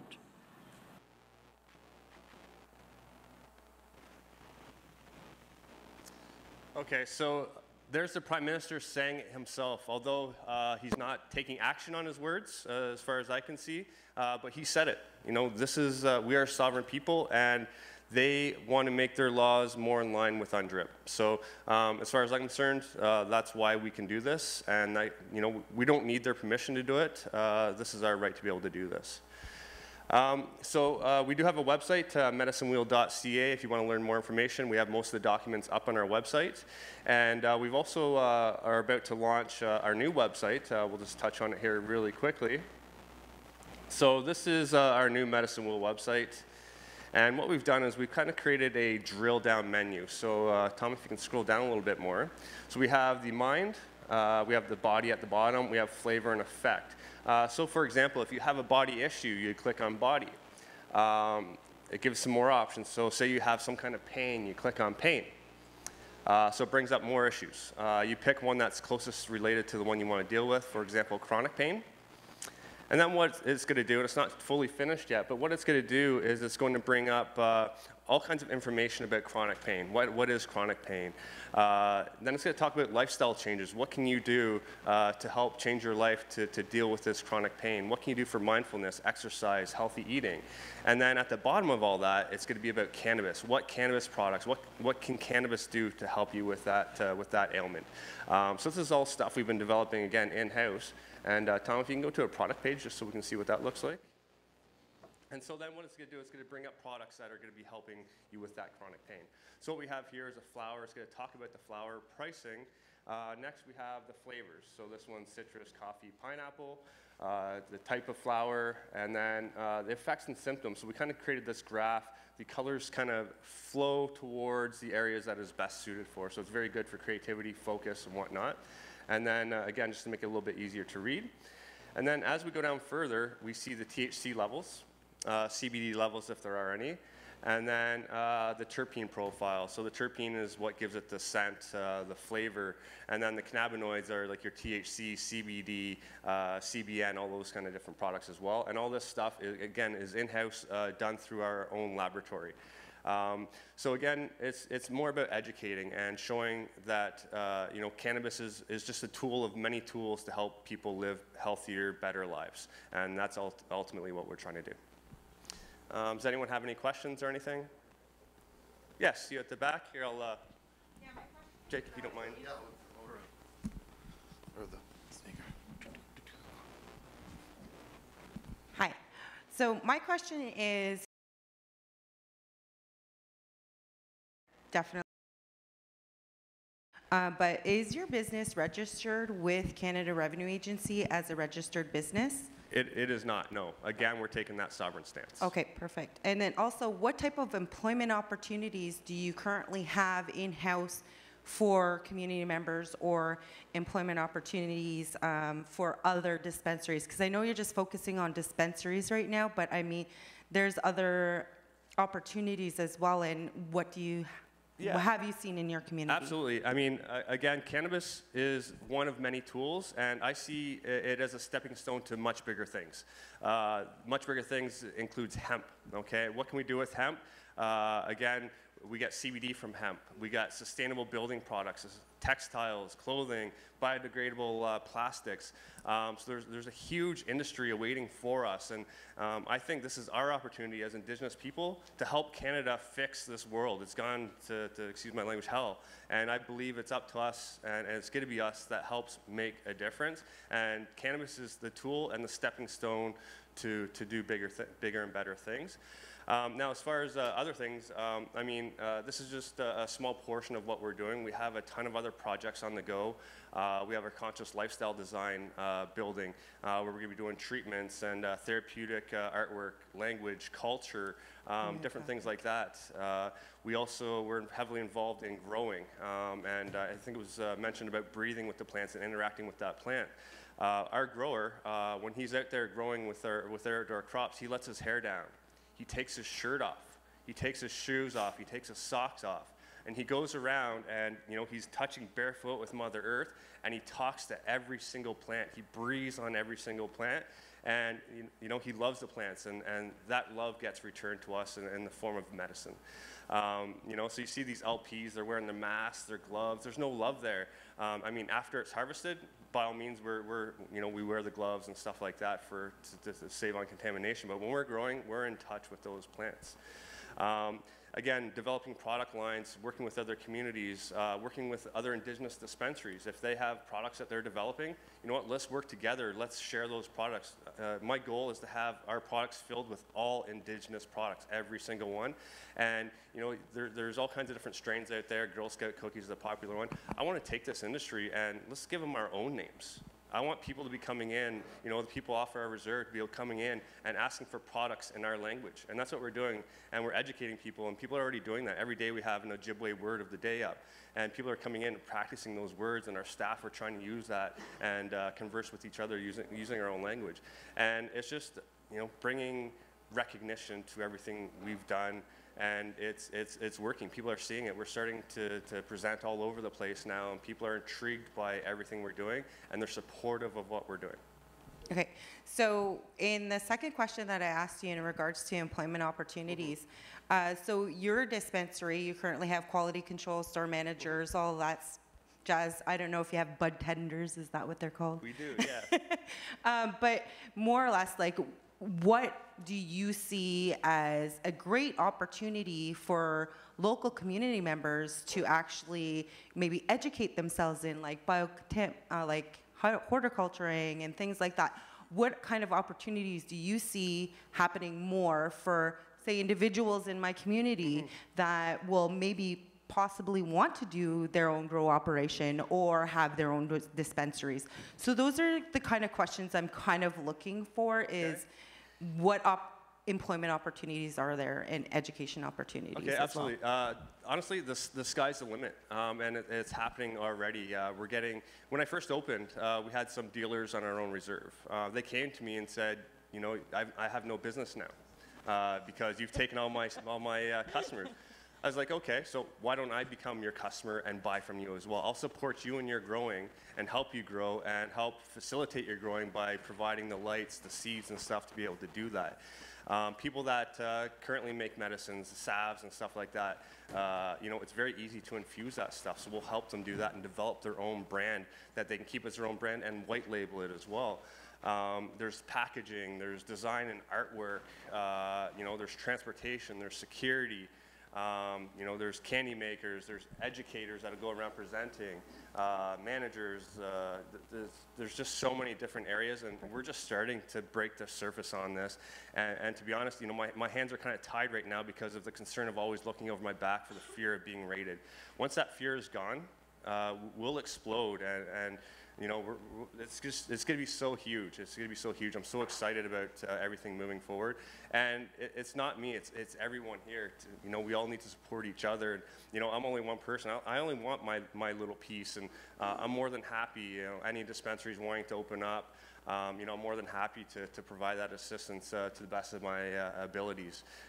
You know, it's supporting the whole industry. And, you know, I'm not greedy by any means. I'm more than willing to share any information with anyone that wants to get in the industry or wants help, you know, creating a product line. Miigwech. Oh, any more question over here? All right. Hi, thank you for your presentation. I have two questions. My first one is, all you've talked about is, and all I've heard is the benefits, like the good stuff of marijuana, and we all know that all medicines have other side effects. 15 years ago, OxyContin was marketed as a miracle drug with no side effects, and we know that that's not true. So could you share some of the negative side effects? Yeah. And then my second question was about, in the video you were showing like the microscopes and that sort of thing, and looking at for additives and all that sort of stuff. I'm wondering what kind of scientists you have on staff to do that. Like, yeah. Thank you. Okay, I'll answer the second question first.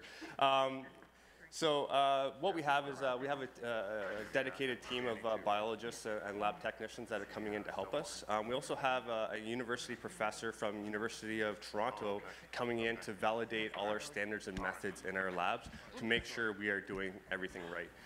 Again, it's new to us. We're still learning, but we are trying to do it to the best of our ability. And I think we're doing a fantastic job so far. And again, it's a learning process. Even people in the industry or lab technicians, it's a learning experience every day for them as well. So we are trying to get more people. We actually just reached out to Trent University and to find out who they have available for lab technicians. So they're actually sending us a list of Indigenous people that are in the industry that could assist us moving forward. And for the first question, sorry, I kind of forgot it already. Okay, yeah, the negative, okay. Yeah, so, yeah, important question, forget. The negative effects, yeah, of course there's a lot of negative effects, and one of the biggest things is protecting our youth. Of course, we don't want our youth getting into this. So what we've done is we've created a series of books. I think we're on our 4th book now. The first book is about educating our youngest children. So the book is about a little ladybug that lives in a meshkiki patch, so lives on a cannabis patch. The reason why we chose a ladybug is because that's what we use for our pesticides, for our natural pesticides, ladybugs. But basically, this book is designed as a tool to be able to help parents talk to their kids, start that dialogue about cannabis, and it also educates the parents. So through the book, it does talk about some of the negative effects that can happen with it. When people come into our store, we encourage them to not drive, not operate any kind of heavy machinery when they're using these medicines. So again, it's just like anything else. There is some side effects, but fortunately for cannabis, the side effects are pretty minimal. No one has ever died from cannabis. Sugar is actually more dangerous than cannabis, but of course, people need to be responsible. So that means, okay, if you're driving with cannabis, put it in the trunk of your car. Keep it out of reach of anyone in the car. If you have it at home, make sure it's in childproof packaging. Everything we sell is childproof packaging. That way the kids can't easily access it. So it's just being a responsible parent, keeping your children safe. I think that's the most important thing. And again, luckily for us, cannabis doesn't have a lot of negative side effects. It's a natural plant. All right, miigwech, you guys coming out here from Alderville and providing the excellent information. We ran out of time. They don't have a booth, but they're going to stick around. They've got some information to pass out. Ask them a question. Yeah, give it up. All right. We are running short of time on the afternoon session. We're going to do this again at 5, but Faye from the Wakwemacong Education is going to come in and say a few words. The health is going to take 5 minutes, and then I'm going to close this out. Ani, thank you for having me here. I was part of the group who attended the session in Calgary. There was Amy, there was Tim, John Dubé, and Chris. And when I first went to the conference, I went with a very closed mind because it was something that when you haven't experienced it with drugs, it was just something that I wasn't open to. But I have learned a lot from the presentation in Calgary, and it was like similar to the forum that's being held here. There was a lot of positives that were talked about, But some of those things that I would like us to remember is the students, the children in Wikwemikong. In Canada right now, there is cannabis use for middle school students is on the rise in Canada. So that's from grades 4 to grade 7. And in my teaching experience, I have seen kids as young as grade 3 that were high. I've had parents come and knock on my classroom door and say, hey, my child has my weed. I need to get it now. So stuff like that would happen. And it's a really sad thing when you see youth or children that are high.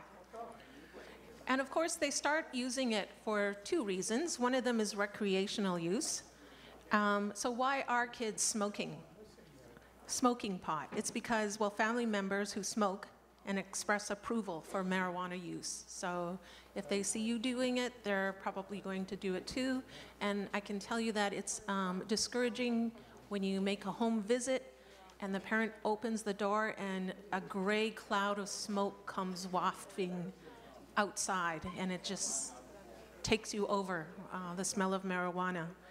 So, you know, like, this is something that we need to probably teach with our parents, you know, like, to respect the plant. And also, there's probably some sort of, I don't know if there's some sort of reactions, if kids can get high, if they're in that kind of atmosphere. At one time, smoking was not seen as being something negative. You could smoke with your kids in the car, chain smokers, but now we don't do that. So, so that's just something that I want to bring to light. The other thing is they start smoking because of peer pressure. It's accepted by society, and... Sorry, excuse me, could you just keep it down a little bit as we have Faye here presenting and speaking and sharing some points, please? Thank you. So, where was I? Okay, so what are the other reasons that they start using marijuana? It could be that it's much more accepted in society, media and music. You know, I was singing, even today, I was I was going to make a big presentation for you guys, and I just decided just to take the nutshell of it right now, so that's what I'm doing. But there's music that you could look in YouTube, music to listen when you're high. You know, like, so it's accepted by society and media. Importantly, the brain does not stop developing until you're 25 years old. So it changes your brain. And not only that, I've even read that you can, it even changes your DNA. So you can tell if your mom has done marijuana before you were born, because that's how much it changes your DNA. So with that, we need to bring parent awareness. So I would hope that Wikwemikong will remember that we need to teach and support our families who might be struggling or using marijuana. Cannabis stays in the blood of a youth for 3 days. So it reacts differently for kids than it does for adults. The short-term effects for cannabis include anxiety, loss of motivation, decreased attention span, mood swings. So you can see all of this in students. And of course, like, the WBE sees that we need to provide awareness to teachers, like what to look for, how can we help students. The WBE will also need to provide professional development with staffs and look-fors and how to assist them. And with addictions come absenteeism from school. And we know that a pathway with no education is not, is a difficult path. And number 2, one of the other reasons that we need to learn about is the medicinal uses for cannabis for our students. So the CB oil has positive healing properties for students that have special needs, like autism, sensory processing disorder, seizures related to epilepsy. So there are, like, we need to learn about it too. Like, I'm sure that there are going to be students that will be taking CBD oil. I also met the pot queen. Does anybody know the pot queen? She said that if you are going to take it, to make sure that your marijuana is clean.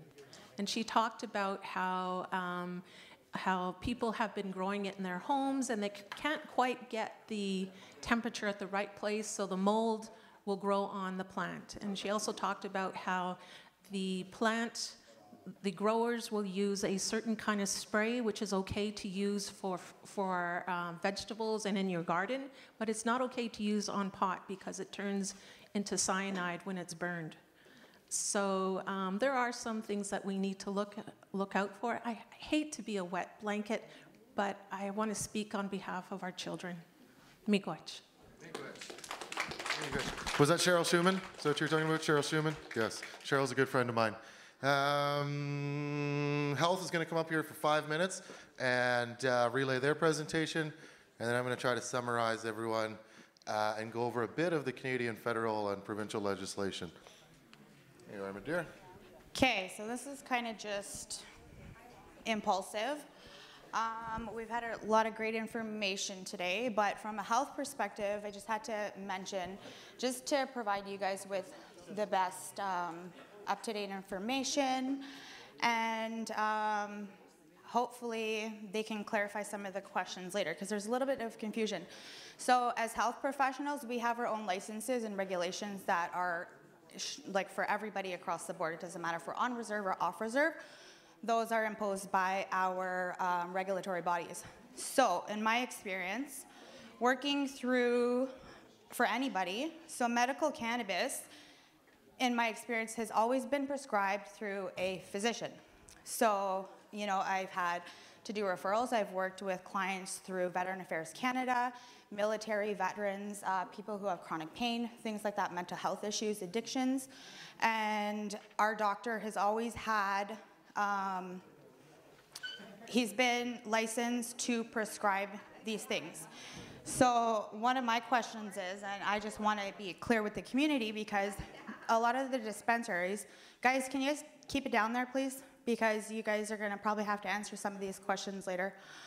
So with the people being rated on reserve, so this is not to attack anybody or nothing, I just want clarification, and that way everybody else, maybe you guys are just as confused as I am. So, like, they're very knowledgeable, obviously, and they have a lot of great information, and their intent is really, really good. Like, you know, they give a lot of great information on terms of medical uses and things like that. So our doctors would all prescribe it for the same reasons that everybody shared with you today. So my thing is, we were looking at each presenter, so nobody is on the list that's approved by the government to produce and dispense. So that was one of my questions. As a regulated health professional, our doctor would not be able to, you know, if you want to come and get something, he would not be able to refer me or any client to you. Does that make sense? Like to your company or that company or that company, because the doctor cannot prescribe. So on here, I've worked with MedRelief, and they are approved on here. So through MedRelief, they have all of these different oils, and they do have the medical content in them. So, you know, it says Avitical, THC 2 milligrams per mil, CBD 27 to 31 milligrams per mil. So in that sense, your doctor can then determine your dosing and your frequency, if that makes sense, just like any other medication. So if you're on hydroborphone or Percocets for pain, you know, they're saying take 1 to 2 tablets, 4 to 6 hours. Or if you're on anti-anxiety medication like benzos, you know, Ativan, take your antidepressants, you take them once a day, whatever your dose is. So it's the same thing. So we talked with Dr. Coca, he works with Nandawamikan, and he has a partnership with Dr. Coots. Dr. Coots prescribes medical marijuana, so it's through Body Stream is his company, and I guess he's located at a Timmins. So Teresa did talk to him. Some of these things, some of the oils and things like that are covered through NAHB or ODSP. Some of them are not. So it all depends on what type of regimen you're taking and what it's for. So some of them are covered through status cards, some of them are not. I guess it all depends because there's a process to go through the status cards, right?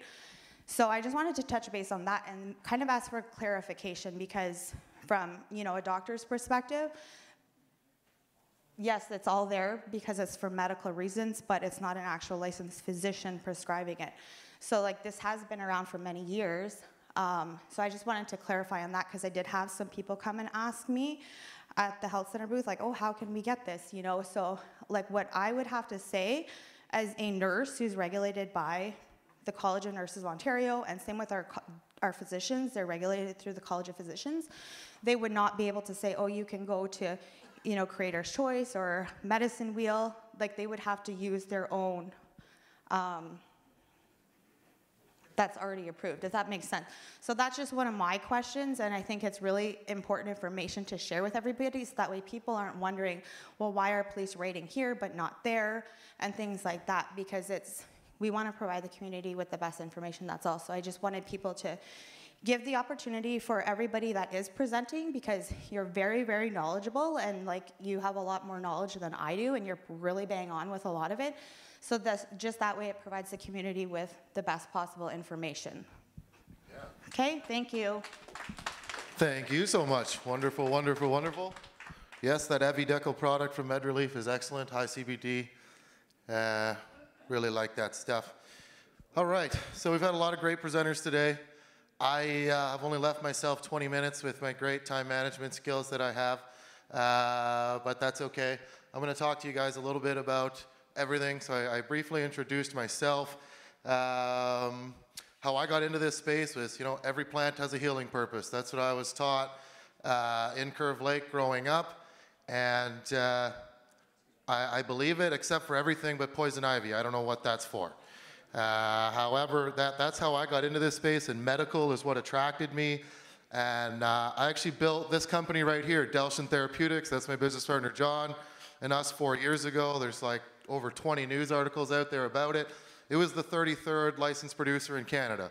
So we actually started this in 2013 when privatization happened. And we had 49 First Nation communities invest $11 million in the $25 million build to build this thing outside of Kirkland Lake.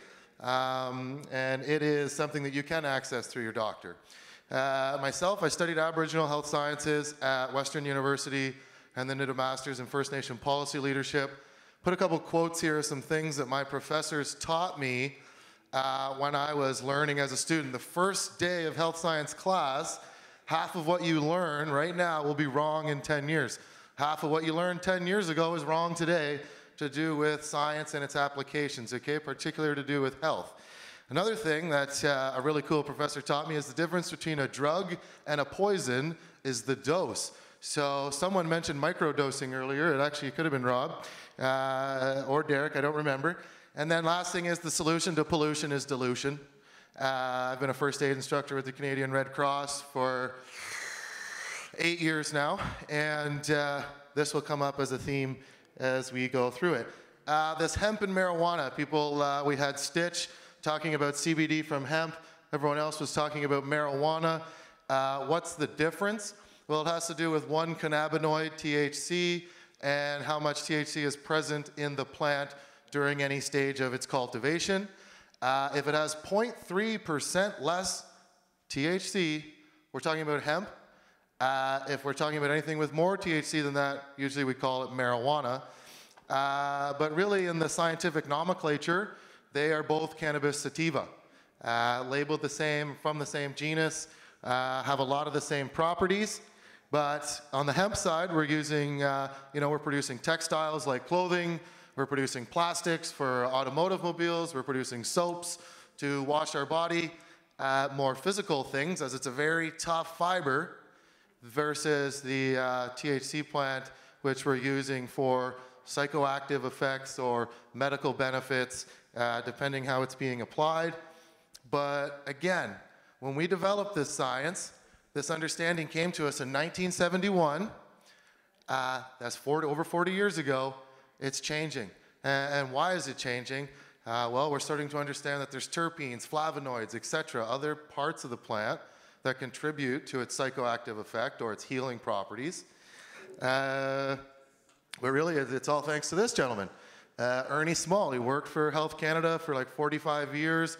He was the only cannabis cultivator established in 1969 under what was known as the Ledane Commission.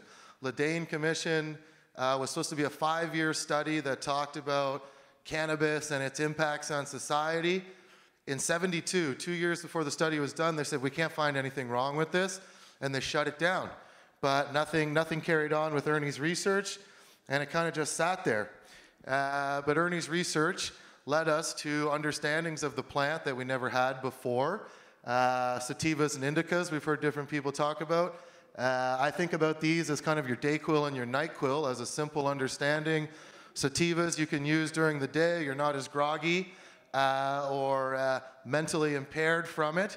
You can go about your day but still get a lot of the therapeutic effects, and it's supposed to be really good with creativity and artistic expression. So something that can be used. Indicas, more of what we're familiar with, you know, getting hungry, making you sleepy, that type of behavior. This is something here. And these have different cultivation times. So most of what you buy on your illegal product has been indica over the years, just because if you look at it grows in 6 to 8 weeks versus you have your sativa flowering times of 10 to 16 weeks. If you're growing this illegally, you don't want to get caught, you want to get your profit quickly, it makes sense to cycle a less growing time plant, right? So a lot of this stuff we actually learned from the Israelis. And Raphael Meshulam here, kind of known as the godfather of THC, he has been studying this plant for a long, long time. He discovered the THC system in the 60s, or through the plant, and then the endocannabinoid that Rob mentioned in the 90s, he discovered it as well himself. And what does that endocannabinoid system mean? Well, it means that we have some natural receptors within our body, and I'll get more of that in a minute. But here is just a Leafly article, and Leafly is a really big website online that you can use for pretty reliable data sources on cannabis. A lot of our dispensaries that you're going into today are using Leafly information to power strain knowledge passing or knowledge sharing. But here are some of the things, but basically the central category, we'll see what their cannabis is helping with: pain and sleep, gastrointestinal, mood and behavior, and neurological.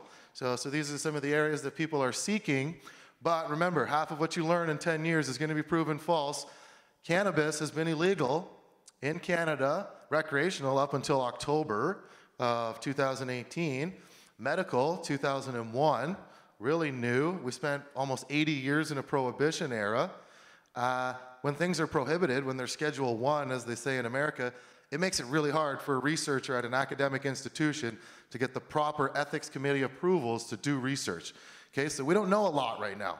Just because we're just getting into this legalization movement, and the United States with their Schedule 1 policy saying that cannabis has no medical benefit, that prohibited a lot of researchers, again, in the United States, to doing research. It was a big powerhouse of research for the world, but they also provided that restriction to any country that receives foreign aid from them. So that's a lot of countries around the world that were restricted from looking into this. Really, you could only research cannabis, if it was for adverse effects, for negative effects. That's all that they were funding research for. And all of this in the United States, where it happened, they all used the University of Missouri. They had 2 strains, terrible product. It came ground up as a powder to the researchers to do their research expressions with, and it was no good. And even today, we still only have the University of Missouri in the States providing cannabis to all the researchers, okay? With that limited strain information, that limited growing techniques, it's not very good product. We're not advancing the science fast enough. Nonetheless, we've been able to study it mostly through anecdotal evidence, non-formal studies having people volunteer that they're cannabis users and describing different information to doctors. So you asked about some negative side effects. Here are some unwanted side effects. You can have some short-term memory problems, right? Like maybe you forget where you placed your keys or something, freak out, flip the couch apart, have a little bit of a panic. Again, remember, right, the difference between a drug and a poison is the dose. So if you way overdose yourself, consume way too much, this is more of a problem with edibles than it is with smoking, and we'll get into that later, but you're going to have a lot of this stuff, lost sense of personal identity, slower reaction time. This is all dose relative, right? It depends how much of this you took, how much of this you're going to be experiencing. The long-term effects, this is more for frequent users, people who are daily users over a long period of time. We're starting to see some things which Faye mentioned in the educational context of our youth, that perhaps you're lowering your IQ a little bit. Is that because you're not doing your homework and going to class as much, or effect of the actual biochemistry of the plant? Again, our science is so rudimentary right now, you can't tell, you don't know. Lower life satisfaction, is it influencing depression, or are you already depressed and that's why you're using cannabis? Did the chicken or the egg come first? None of this stuff has been studied in what they call, doesn't matter what the fancy language, in proper tests where they isolate all the variables. And that was the biggest thing that was released by the American Medical Association last year. And it was published just yesterday in a New Yorker article where it said, is marijuana as safe as we think? And basically, I don't know, if I read some of this through, maybe we can, anyways. They're saying they don't have enough information for any of it. The panel pointed out there are no good quality randomized trials investigating. We have evidence for marijuana as a treatment for pain, but very little known about the efficacy, dose, best route of administration, or side effects from commonly used cannabis available from stores in the United States. The caveat continues, is it good for epilepsy? Insufficient evidence. Does it help with Tourette syndrome? Limited evidence. ALS or Lou Gehrig's, Huntington, Parkinson, insufficient evidence. Irritable bowel, insufficient. But these are all Western science thinkings, right? Yes, sir? Oh, okay, I didn't understand the hand gestures there. I thought we were getting into some gang activity. Anyways, this is what they're saying. We don't have enough science, but it's because it's been labeled a Schedule I drug and labeled as the myth of bad. Here in Canada in 1923, when we enacted Prohibition, a lot of people think it had to do with this Emily Murphy. She wrote a lot of stories. At that time in the 20s, there was a huge concern about Chinese immigrants and their abuse of opium, particularly in BC. There was a lot of riots that happened. And William Lyon Mackenzie King, who was the Prime Minister at that time, went out there. And most people said, it's a result of the Chinese and the drugs they're bringing that we're having these problems in BC. And they threw opium and cannabis in there all together without really having any science. But she was publishing stories at the time that fueled those sort of racist ideologies that the Chinaman is bringing drugs to Canada and ruining our women and children, et cetera, et cetera. This has all been proven false today. No one believes in Emily Murphy's stories. And why it persisted for so long, again, we're our neighbor, the United States. They banned cannabis in the 30s as a prohibited product. That had to do a lot with racism, unfortunately, as well. And it's very well documented by historians. To look at a story of it, the one that I recommend is called Chasing the Scream. Chasing the Scream is by Johann Hari. And it's all about Harry or Henry Ainslinger, the first drug enforcement agency CEO or executive director, but then it was called the Federal Bureau of Narcotics. And why was before, what they did was the Drug Enforcement Agency chased alcohol. And when alcohol prohibition ended, they needed to target a new group of criminals. And for some reason they chose cannabis because there was a flood of Mexican immigrants coming across the border who were using cannabis, and they wanted to belittle that group of people. The most curious thing is this patent, the 1940. August 16th, 1940, this patent 2304609 of the Canadian or the United States government. It is a patent on cannabis, CBD, cannabidiol, as a neuroprotectant. So it's been labeled a Schedule I drug, okay, since 1933 in that country, but in 1940 the government said it's a neuroprotectant. Schedule I means it has no medical benefit. So the hypocrisy of what's going on there gives a lot of evidence that this has just been some sort of racist thing that's been going on. Because Brian was here earlier, mentioned that this product has been used here in Wikwemikong as a medicine for a long time. Cannabis has truly been used by humans for a really long time because we have this endocannabinoid system, basically a lock and key system which fits cannabis to receptors within our body. Do you know how long evolution takes to happen? Millions of years. So this would have been occurring, okay, from time immemorial, as we say, cannabis use. And Brian mentioned that earlier. Maybe more it would have been on the hemp side of things, lower THC quality than we have today. But basically, we can see there are receptors all over our body. And this endocannabinoid system they call the relax, eat, sleep, forget, and protect mechanism. You know, we have fight or flight and lots of catchy words in medicine to help you remember things. Relax, eat, sleep, forget, and protect. And the protection it's talking about is for your neurons within your body and how that works. We can take a quick 2-minute video on cannabis if the data loads fast enough from the phone. Oops. Oops. How do I do it? I gotta click? Okay. And then, oh, I didn't, how do you hook up to the speaker?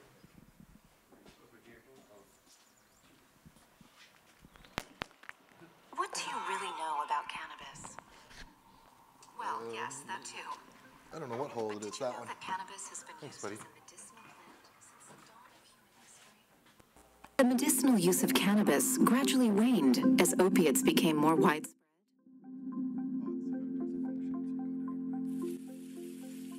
Closer to our own times, Raphael Mechoulam isolated and synthesized one of the main active components of the plant. The cannabinoid THC, followed shortly afterwards by CBD. He discovered that this organic compound has the incredible ability of connecting molecularly with certain receptors housed in many of the cells in our body. This cannabinoid has sometimes been dubbed the key to a molecular padlock. By connecting the CB1 and CB2 receptors, cannabinoids act as chemical messengers. Mechoulam and his team wondered why there was a specific receptor in our bodies for this type of molecule. In 1992, a cannabinoid was finally located that is secreted naturally by our body. It was called anandamide. Subsequently, another similar molecule was discovered, also in our organism, which was called 2-AG. And it was discovered, too, that anandamide forms part of a wider system of intercellular communication in our bodies.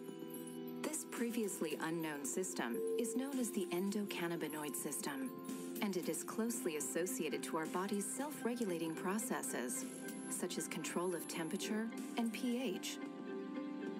It is involved in many different aspects, including motor coordination, neuroprotection, pain control, or appetite, among others. The endocannabinoid system helps maintain the complex balance between the different biological functions, a process known as homeostasis. THC and CBD are two of over 100 cannabinoids produced by the plant. The discovery of cannabinoids has opened up a new field in the research of the processes that regulate our organism. We know that some cannabinoids have therapeutic applications, which make them very useful in the treatment of pain, cancer, or HIV. Cannabis has been part of human life for thousands of years and has tremendous properties beyond its mere recreational use. Its key role for our understanding of the endocannabinoid system and its special relationship with the chemistry of our body makes it unique, and there is still much to be discovered. Lots of great videos on the World Wide Web. The internet is really as of late in society, we got to be really grateful that we're in the information age, because prior to that, really well documented by other historians and talking about Harry Ainslinger and how he redirected the Federal Bureau of Narcotics to the Drug Enforcement Agency and pinned it all on cannabis. He was good friends with a lot of other people, cotton industry experts, etc., who helped to fuel this hate on hemp in this recent 20th century that we're living in. So as people are looking at cannabis for medical therapy due to like the recent sciences that we're understanding, some people mentioned like opiates, etc., like that in the past. These are addiction rates that were well published in the 90s and haven't really changed as we've been studying them so far. So you can see some other products that we regularly use, alcohol, nicotine. These numbers used basically say 100 people were to use these products. 9 would likely become addicted to cannabis, but same group of 100 people, 23 of them will become addicted to opiates. Same group of people, cigarettes, 32 of them will become addicted to the nicotine, etc. So we can see here that cannabis has a really low addiction rate compared to most things that we see. And Dr. Gabor Mate there that I have a quote from, He's like the world leading scientist on addiction, and he says that all addiction comes from childhood trauma and childhood pain. That's why it's working for post-traumatic stress disorder, etc. If you look at our communities, like childhood trauma has been a repetitive thing due to the colonial interference, right, over the last few years, 60s scoop, etc., etc. Our lovely ladies there I mentioned came up and talked about, you know, what's the difference really between this medical industry and the other opportunities that are out there. Really, like with cannabis, if you're going to buy it, you're self-medicating, right? You're going out to help with your own chemistry in some way. With prescription from a doctor, it's more some professional advice due to something that you don't necessarily understand. But here's a quick way to differentiate between recreational, which is going to have stores, 25 of them, April 1st across Ontario, and your medical prescription you get through a licensed health provider, as was noticed. So medical. How can you get it? Well, you need a doctor's prescription, as was noted. Right now, it's not covered by NIHB, but they have been working on it since 2016, August. And the federal government's been pushing back on the coverage because you can't get a drug identification number to go with cannabis, and that's what they say. They need a DIN to provide our coverage. On the medical side, we're looking at the CBD, the cannabidiol, and other products that don't necessarily have the super psychoactive effect or the get you high effect, but are more, as Stitch said, you know, kind of quiet in the background, healing your body. If you look at the CBD products that are on the shelves back there on the display, you'll see that it's not flower to smoke. It's not the traditional, you know, green cannabis that you're used to, but it's all these edible products. So with this medical side, you're seeing more of an edible or a topical, a cream or a salve, as Brian mentioned, to put on the skin for that absorption. Regardless, smoking anything that's made of carbon is going to cause problems in your body. You smoke red willow, you smoke tobacco, you smoke cannabis, you smoke sage, whatever, combusting carbon is not good for the lungs. Most of your receptors for cannabinoids are actually found throughout the small intestine, so it makes a lot of sense to eat this. And if you look at like other herbivores that have similar to structure to us, deer being a good one, they love to eat cannabis. You grow it in a field, they'll come and they'll ruin it. They'll eat all of it. Anyways, that's how they do it, right? So next, what are you targeting when you're in a medical? Well, you're targeting relief of symptoms. This gentleman mentioned his diabetic neuropathic pain, right? He's looking to relieve the symptoms of pain from his thing. What are the guidelines they follow under the Canadian regimen? Access to cannabis for medical purposes regulations. These are ones that came into place under Justin Trudeau, formerly under Mr. Harper. We had MMPR, medical marijuana purposes regulations. The difference between the two, Harper's rules kind of went into an agricultural way. Trudeau's went pharmaceutical. So he wanted to be able to eat off the floors in these buildings. And that was the real upping in regulations. And then who's advertising this to us as consumers? Well, it's mostly academics and doctors and people within that Health Canada sphere who are promoting this kind of industry. Now, we can jump over to recreational. How do you get access to product in a recreational market? Well, you're the age of majority. The federal government has said 18 years and older. In Ontario, they set it at 19, same as tobacco and alcohol. So that's how you get it. What's the focus? Well, it's THC, that compound, right, that the black market has been driving up and ramping up as its scale in the product. In 1960, the ratio on average of CBD to THC was 1 to 12. Now we're 1 to 40. Okay, so the CBD has really been diminished over time due to black market cultivation activity. How are the methods of consumption? Really, we're looking at smoking this product, vaping this product, but also like sugary edibles tend to be a focus of the recreational market. So your soda pops, your gummy bears, things like this. What is the target? Well, the target is euphoria. The target is to feel good. Same way you're having a couple drinks or whatever it is that your relief is. What's the rules that govern them? Well, it's the Cannabis Act. It's Bill C-45. And who's representing this? Mostly celebrities, right? Snoop Dogg being a really prominent face of it. So, I mean, some of the negatives here, like, really, I don't think with their legalization and how it's gone with this industry that we've legalized cannabis. Really, we've commercialized THC. Everyone's pumping out really high THC products into the marketplace, and that's what, like, High Times Magazine, everyone else is, you know, the cannabis cup is whoever has the highest THC buds. is that necessarily a measure of the cannabis plant? I would say no. Pharmaceutical patents are going to be a negative thing into the future. We have some compounds already released out there that are artificial THC, artificial this, that, and the next thing, right? Those are going to cause problems. You look at fentanyl, it's a synthetic version of morphine, a natural drug. It's causing a lot of problems, right? So as we start to make these things fall, like artificial, from a human science perspective, I think that's going to be a negative to this industry. We don't have quality studies. We don't know the best route of administration. Heard a lot of different things. That some people I say the best way to take it is as a suppository. You know, some people love to smoke it. Some people, we don't know the best way of ingesting this so far. And then unhealthy product was the last tag that I had. And unhealthy product is the #1 thing. We're seeing product recalls all the time.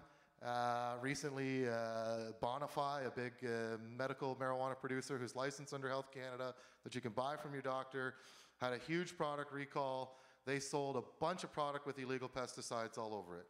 And their whole entire board was removed by Health Canada, and they have to put a new consultant in place to build the company up. And that's a problem that I've seen with this whole industry that Health Canada created and the way that they replicated it with a giant farming model like an Anheuser-Busch or a Walmart model of cannabis, is that you can't help but have some sort of pest come along, whatever microbial that might be, and it's really hard to kill them and control such a large environment like that.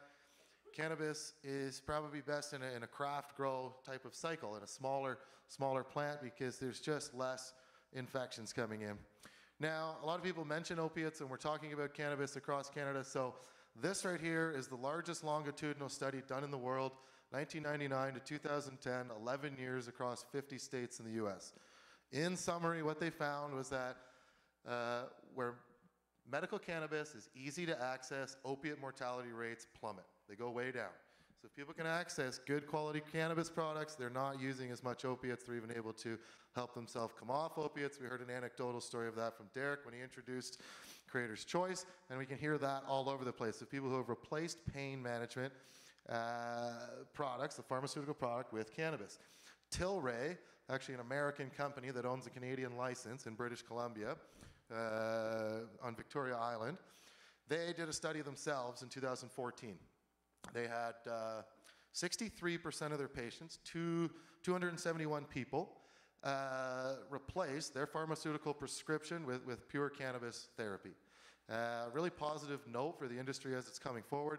Tilray being one of the best producers of product out there, but they're very expensive. 30% of that 63% were opiate related. So 30% of the 271 people had an opiate use, reasonable use, that they replaced with cannabis therapy through Tilray. So we're seeing some early evidence in Canada that this can be really positive. Again, the science is like really behind and needs to catch up. But this is an article from Maclean's. They said, is legal weed an accidental solution to the opiate crisis? Because since we've legalized cannabis, they've seen a number of opiate mortalities in Canada now also go down. So having safe access to legal cannabis is something that the Thunderbird Partnership Foundation is really going around promoting with First Nation communities. If you don't know them, they used to be called the National Native Addiction Partnership Foundation. They provide all of the curriculum to our NADAP workers, our National Alcohol and Drug Abuse Program workers who are funded to work in the community. Their material right now formerly was a drug is a drug is a drug is a drug. They're all blanketed as bad. Now we're starting to use under harm reduction strategies of what's the least harmful to the people and the society around them. I bet these nice constables back there have never been to a domestic violence dispute where the people were there smoking cannabis. Probably all alcohol related or something else, right? Anyways, why is this important? Well, last March, Health Canada reduced the exemptions on prescribing methadone and heroin. What that means is formerly when you used to be prescribed, you had to go on a special list and you would be watched from a far place, that you weren't getting multiple prescriptions done at multiple places, etc. And you had to go through all these hoops to get a prescription. That is now gone, and doctors can prescribe methadone and heroin much more freely today. And this problem, I've been working with the Anishinaabe Nation for a number of years now on the cannabis file. And their opiate abuse problems have gone through the roof. It has to do with all sorts of problems with Health Canada, sending in different doctors all the time, no continuity of care, but they have a huge problem. And so Thunderbird Partnership got $500,000 from Health Canada to produce a document that would help communities with this. The link is here. It's not showing up very well, but thunderbirdpf.org. Okay, it's a cannabis guide for First Nation communities, and it has something for everyone. It has something if you're a counselor sitting on council, something if you're in the health department, something if you're in the education department, if you're just a citizen. It has a little bit of information for all of us, and they're the #1 source right now, funded by Health Canada. And so, now we're going to switch into the legalization and how we got here. Does anyone know how we got here, how we got legal cannabis in Canada? Most people blame the federal government for the rush timeline. It wasn't really their fault. In 1997, a guy was arrested in Toronto. Nice Ontario story for all of this, really. His name was Terry Parker, and he had epilepsy, and terminal epilepsy. It was getting really, really bad for him. So he found, just through his own research of global stuff, that cannabis would help him with this. So he started cultivating it, found relief. Eventually his operation got up to 400 cannabis plants, and he was arrested in Vaughan. He had to go to court. The court said that this is the only thing he's finding relief from. It's a human right. It's a violation of the Charter of Rights and Freedoms to not have access to cannabis for this man. That's what we're doing. So it took a few years. 1999 was when the court case wrapped up. 2000, they ruled in favor of him. The government had 1 year to figure it out. They released the medical marijuana access regulations in 2001. That's when we first had legal medical marijuana in Canada, okay?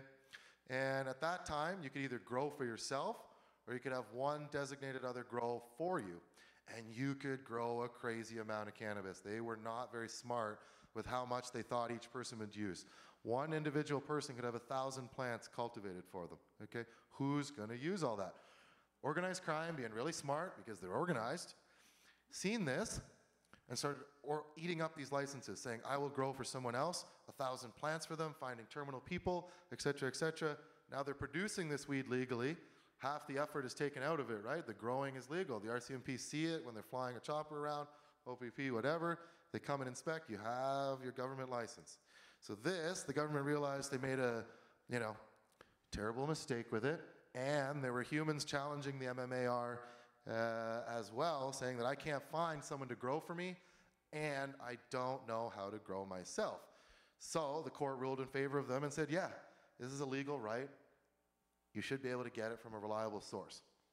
So they came out with these medical marijuana purpose regulations, which started having private cultivators produce this for medical populations. And that was what went on under Mr. Harper. 2016, Trudeau gets elected.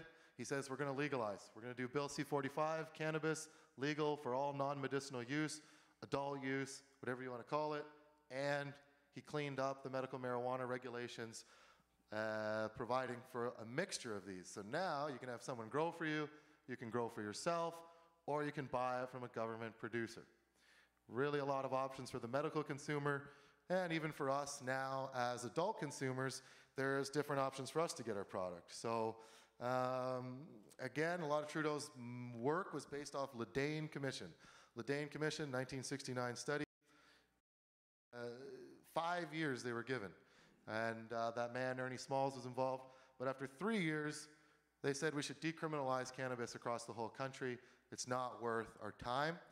No government of the day did anything with that data. It's now become the elf on the shelf or the dust collector, whatever you want to see, and still doesn't really have any relevance today, but it should.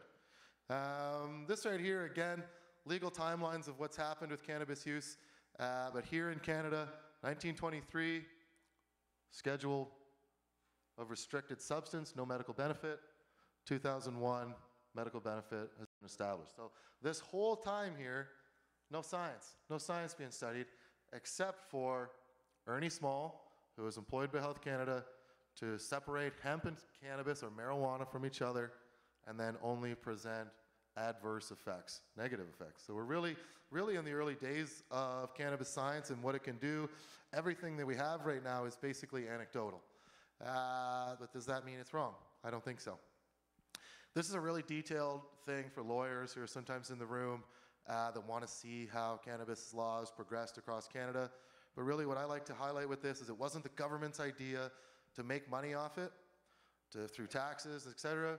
It was nobody else's but the Supreme Courts who forced this to happen across Canada as a medical right, okay, for people.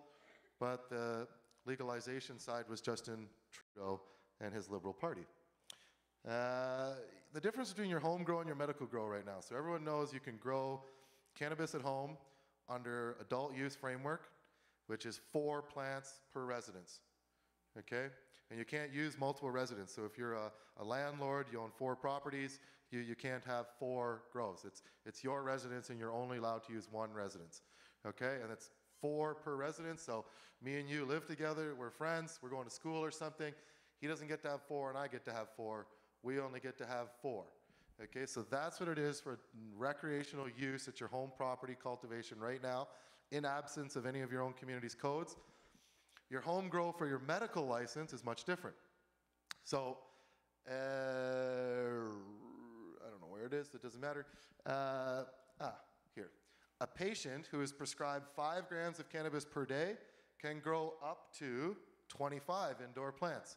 So Health Canada is using a 5 times multiplier for medical patients. So for constables, for example, you go knock on someone's door, they have 40 plants growing in the backyard, okay? You ask them for their medical license, they don't have one, they have to get rid of 36 of those plants, okay, because you can only have 4. But they have a prescription, okay, for 6, 7, 8 grams a day. They can have those 40 plants legally on their property. So that's the differential there for when you're looking at doing this for yourself. And we all should cultivate cannabis for ourselves because it's our right. One of the biggest things with this legislation and the difference between growing it at home and buying it from the licensed producers is this like clean room environment. If you look inside this room, this is a fertigation chamber where all the nutrients are delivered from a licensed producer's facility. It's spotless, like lick your finger after wiping it on the floor, there's nothing there. It's super, super, super clean room and very artificial in those environments. At home, you're going to have perhaps using chicken poop as the fertilizer, right? It's going to be really different. But the number one thing, according to our Justice Minister, who just got moved, unfortunately, from her position, is that they did it to protect public safety. So public safety has been the paramount concern from their perspective. And that rolls into basically the Health Canada's testing program and how they test cannabis. It's really expensive to get into testing. Steep Hill, the oldest cannabis company for testing in the world. They started in Israel, moved into California, and now they're in 9 countries in the world.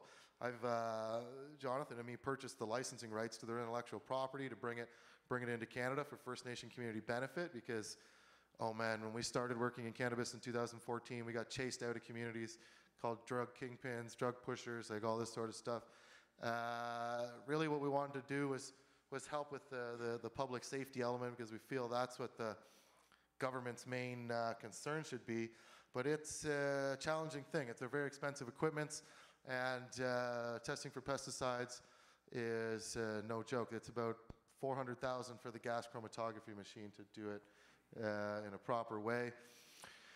Nonetheless, this Health Canada's program is again only the medical program, and it's mostly what we focused on over the last years. Bill C-45 is now the hot topic, and as Rob said in his presentation, Derek mentioned, some other folks mentioned, none of this was done in conversation with First Nation communities.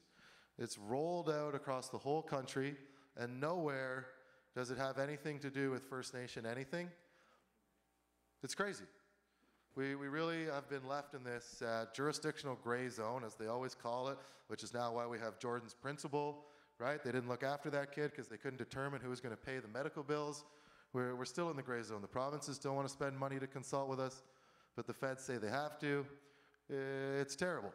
So we're really in this zone where we have an opportunity to do whatever we want. Even though this has been passed into Senate and gone through, the new Conservative minister, well, hopeful Prime Minister, is said that he's going to change some of this. He's going to look at what the Liberals have done and alter it. We've seen in Ontario, the Kathleen Wynne government put forward a whole bunch of regulations. Rob Ford's government threw them in the garbage, threw them out, did their whole new thing. I think we're in a position as First Nation communities where we have to bring forward a message to the government because they're not consulting with us on what we want, right? And so it's up to us. So something like the survey that Medicine Wheel has taken up is really good. Getting community feedback, bringing it to Ottawa, and saying this is what we're doing. That's really the role of our councils, right? Is to be the voice of community in Ottawa, not to be the voice of Ottawa and community. I don't know why these slides are all scrambled. John and I usually go back and forth, so I'm kind of doing this presentation solo. But this is, again, more of Ontario's legislative framework. So according to the Government of Ontario right now, you can carry 30 grams in public, no more than 30 grams. Again, for the constables, pull someone over, they have 30 grams on them, that's cool. If you get caught with more than that, it's not cool, and there's fines involved, unless you have a medical card. Your medical card also allows you to carry the same 5-time multiple. So you have a prescription for, let's say the maximum prescription is 100 grams a day. Some person is 100 grams a day, I don't know how they consume that, but they do. Okay, they live like Cheech. And they have a medical card for that. That means they can get pulled over and arrested at 5 times multiple, 30 pounds. You can drive around with 30 pounds. That's your 3-month supply in your car. So you got to be really careful about what you have as a designation. Medical patients can consume their product anywhere because it's your medicine. Recreational component, you're governed by the Tobacco Act, okay, Smoke-Free Ontario Act, and you can only smoke it wherever tobacco is consumed. So 9 meters away from a school, etc., 9 meters from a hospital, etc. You can share your 30 grams with adults who are above age, okay? You can cultivate the 4 at home. You can alter the cannabis at home yourself. You can buy the flower, go home and cook.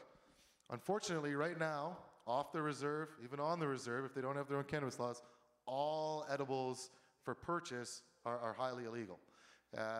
You're not allowed to have edibles right now, and the reason is this public safety concern.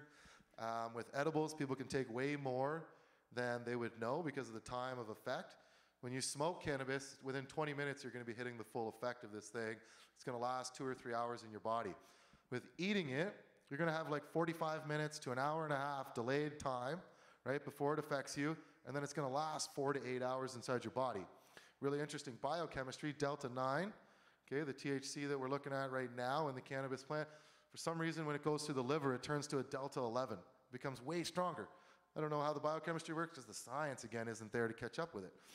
But nonetheless, you can make edibles at home and you can share them with your friends. But you can't sell edibles right now in Canada. That's just super against the law. The Canadian law, depends whose law you're following. Illegal, under 18, helping a minor, vending machine. You can't set up a vending machine to have this. You can't move cannabis across international borders. Can't go into the United States, even though, there's legal states. You can't fly into Las Vegas bringing your own Canadian supply down there. You will go to jail, hopefully not in America. So you can't advertise to anyone with your cannabis products. You can't take out a radio broadcast. You can't have pictures in a flyer. You especially can't use the marijuana leaf. You can't have that in any of your symbolism. That's a huge fine. Health Canada can charge you up to $50,000 for that. And it is highly illegal to purchase from an unauthorized retailer. You yourself can be arrested for standing inside an unauthorized cannabis retailer. The nurse said that there was a list of Health Canada's licensed retailers, and if they're not on it, it's actually a $50,000 fine for purchasing illegal product as well. Really serious here in Ontario. Again, your home grow though, totally cool. This here right now was originally structured to be the government's monopoly on cannabis retail sales. Right now it is the only way to legally purchase recreational cannabis. It's an online store. Really limited advertising on there in accordance with all the rules. You don't even see the product that you're buying. You just see the essential ingredient list for it. So this here, They just recently did their first 25 retail store lottery. Nothing for First Nations included in that. No consultation with First Nation communities on how it would roll out. So how is a community supposed to get a retail store? Well, this is what they say to you. Yep. Where is what they say to you? Oh, here we go. Okay, so here's what the province of Ontario has repeated. This one here, the 2017 slide. This one here, the 2018 slide. And they're virtually similar. They'll probably change, and they keep changing their story because, again, this is so new. Nothing is set in stone yet, which is why we have the opportunity to seize what position we would like if we can frame it together. And I'm leaving a survey behind that's going to be distributed out to Wacomico band members to help council decide with this, very similar to how Medicine Wheel released their survey in the Mississauga, Rice Lake area. So, what did they say?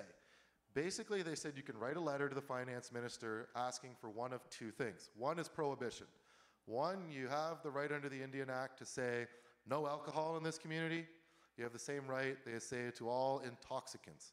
So cannabis being labeled an intoxicant, you can write to the minister and say, please do not ship anything to the store. And if you try to purchase from, say, Wacomico prohibits it, actually Wacomico did prohibit it, you guys have. So if you try to order right now to an address on this reserve, you'll get your money sent back to you and the product will not come delivered to your door. Okay, that is a right of the First Nation communities. Second right is to write in and say, we would like our own retail store.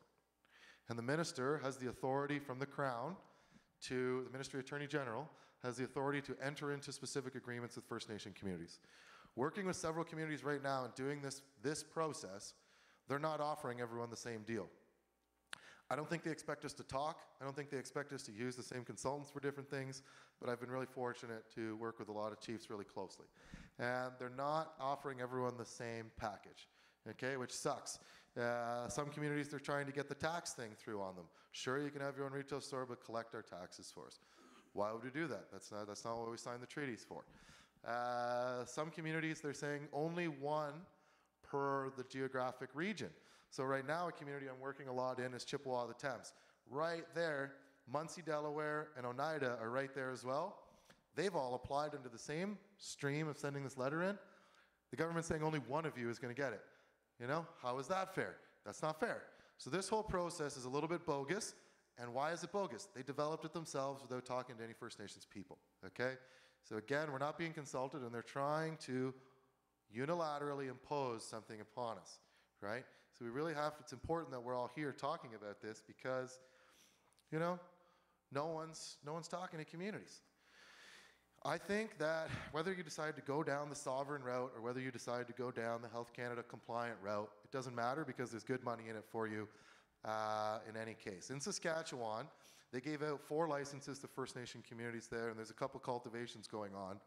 The federal government and the provincial government there, no taxes on cannabis that is both grown and sold on First Nations land under the Health Canada regimen. So that means, you know, you cultivate it here, you sell it in Shigwinda, then it is completely tax-free.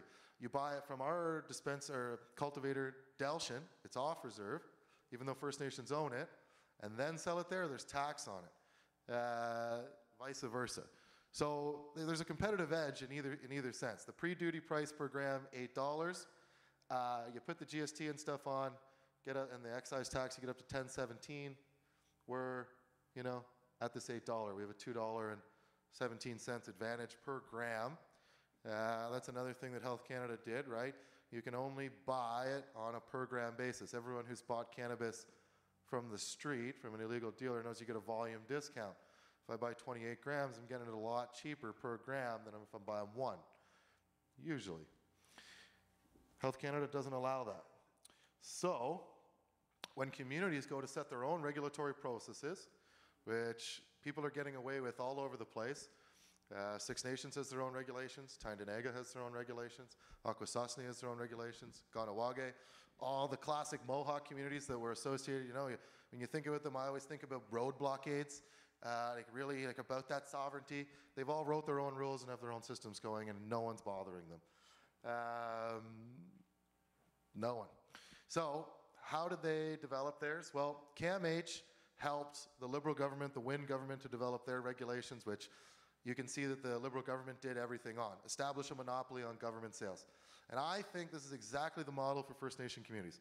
A monopoly on sales. The Band Council is working with someone in the community to have just one good store going on. Setting a minimum age. Of course, you can set a minimum age. Akwesasne's minimum age is 18. The province of Ontario's is 19. I've seen minimum ages of 21, 22 in First Nation communities because we know, as Faye said from the Education Department, the developing brain is developing up to age 25. So they don't recommend even using cannabis till 25, and there's no research of it helping people with that because of super stringent research requirements.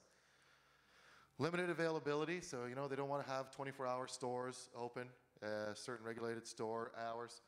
Curbing the demand through pricing. They really wanted the stores to set up super cheap pricing at the start and then slowly ramp up their prices. The reason to cut out the black market, to compete with them. And they were supposed to reflect that in their taxing, but it hasn't been reflected in taxing. So now the onus is on the producer, which isn't exactly fair that, if I'm the cultivator, why do I have to sacrifice? Why can't the government sacrifice some of their taxing? Curtailing higher risk products and formulations. So that's why there's no concentrates, there's no rosin, there's no shatter, there's no edibles, because they're higher risk products from the government's perspective, from a science perspective. Investing in education and prevention. So if you've looked at every retail model that's gone across Canada, Manitoba, whatever, everyone wants to know in your business plan, how are you achieving public safety? How are you helping to educate the consumers on what's going on? Prohibition of marketing and advertising, that's still going on under the current regimen. Product information clearly displayed, that again has to come back to the testing. You got to be able to say everything that's in this. Not just, it burns good. It's really got to be, this is how much cannabinoid is in it, this is how much terpene, this is your flavonoid, this is everything. That's really what they're going towards. Cannabis impaired driving, of course, right? Nobody wants to do that. So that both has to do with investing in education. A lot of the dispensaries now that are being licensed in Manitoba, where they have a good regimen going, you can see, don't drive high type of advertisements going on, mostly sponsored through MAD. Now you can see Tweed is partnered with MAD or Canopy Growth, but they partnered under their Tweed umbrella. And there's advertisements on Instagram, Snapchat, all these places where the youth are to really get this messaging in front of them. And then access to treatment options. So nobody under this CAMH suggestions want cannabis to be the only therapy that's going on. If you're using cannabis for post-traumatic stress disorder, they would recommend that you're talking to a therapist as well, that you're doing other activities to help with your health improvement than just simply, swallowing something or smoking something. So these CAMH recommendations were fully embraced by the Liberal government, and it's exactly what they did. But the New Conservatives have switched it around a little bit. This one here I'm going to skip, but what they talk about in this is really interesting. It's a very old documentary. As you can see, it's black and white, but it is called The World of Weed. And they just talk about early anthropologists and interacting with the Aztec people in present-day Mexico. And when they found the Aztec people in present-day Mexico, they were using hemp fibers to produce a lot of clothing and textiles, rope, things like this, right? And they were also smoking it, mixed with tobacco. And so this is a little video that talks about that, but I'm going to skip it. Here, does anyone know ever what they're farming in these American bills? That's cannabis sativa. Do you know what it's written on? It's written on hemp paper. When they colonized the New World and they found North America and this hemp going on, they ate it up. It was so important that it was legally required in the founding of America, okay, and this is British North America I'm talking at the time, that every single person grows hemp.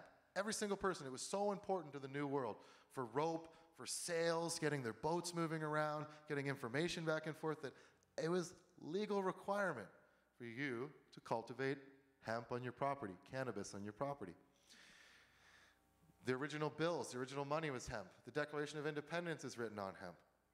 It was so foundational, they decided to get rid of it based on false ideas. Anyway, I see it as crucial now as it was then to First Nation community development. There is a huge economic boom that's happening, the green rush people call it. Is that gonna go? The green rush they're calling it. But it has to be done, like, again, just in a little bit of a slower way. I was just being born, you know, when the tobacco boom was going on, but the king of the res, as we call him, the guy who partnered with GRE and owns all the tobacco shops in Curve Lake, like, super imbalance of wealth went on with that. That is continuing to this day and causing economic, that is causing economic problems in the community. So we really got to take a time now, and this is really early and still developing, to say, how do we, you know, really want this to be? What do we want to focus on? Are we going to go medical? Are we going to go adult purchase use? Are we going to follow Canada's rules? Are we going to do our own thing? These are all important questions to really, you know, self-reflect and come to an answer on.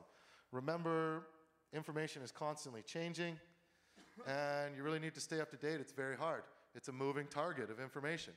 But like some of the questions you should really be asking yourself and are important to reflect and answer on in the survey. Age of use. What age do you think you should be able to use cannabis here in the community? Place of use. Should it only be at your private residence, or is it anywhere you're smoking tobacco, right? Can you just walk down the street? What is the purchase limit? Are you guys going to have 30 grams like Ontario's purchase limit, or can people come and buy way more? The source of the product, where does it come from? Or is the band going to own a grow operation, or are they going to have members just bringing product in and having it tested? The variety of product, are you going to have those edibles? Are you going to have concentrates? And how are you going to go about doing this? Are you going to do a bylaw procedure where it's half of the people who show up? You know, right now, half of us vote in favor, it's done. Is that reflective of community voice? Or are we going to do, you know, a referendum and get everybody's input involved? Or lastly, you know, are we going to banish this? Is it going to be completely prohibited from the community? Really important considerations and concerns. I'm half an hour over time. I should just zip it. I'll give 5 minutes to questions, and then we'll close this one down because we start the next session at 5. And got to replicate the same thing you folks have just seen. So, Stitch. Yeah, you can have an electronic copy, of course. You can keep this USB with it on it, right here. Next question. Yes, sir, in the yellow.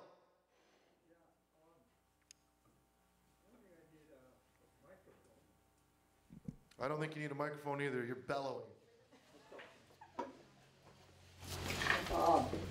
I've been listening to you, I don't know how long, but the main focus here is... Just for the camera. For the camera? Okay.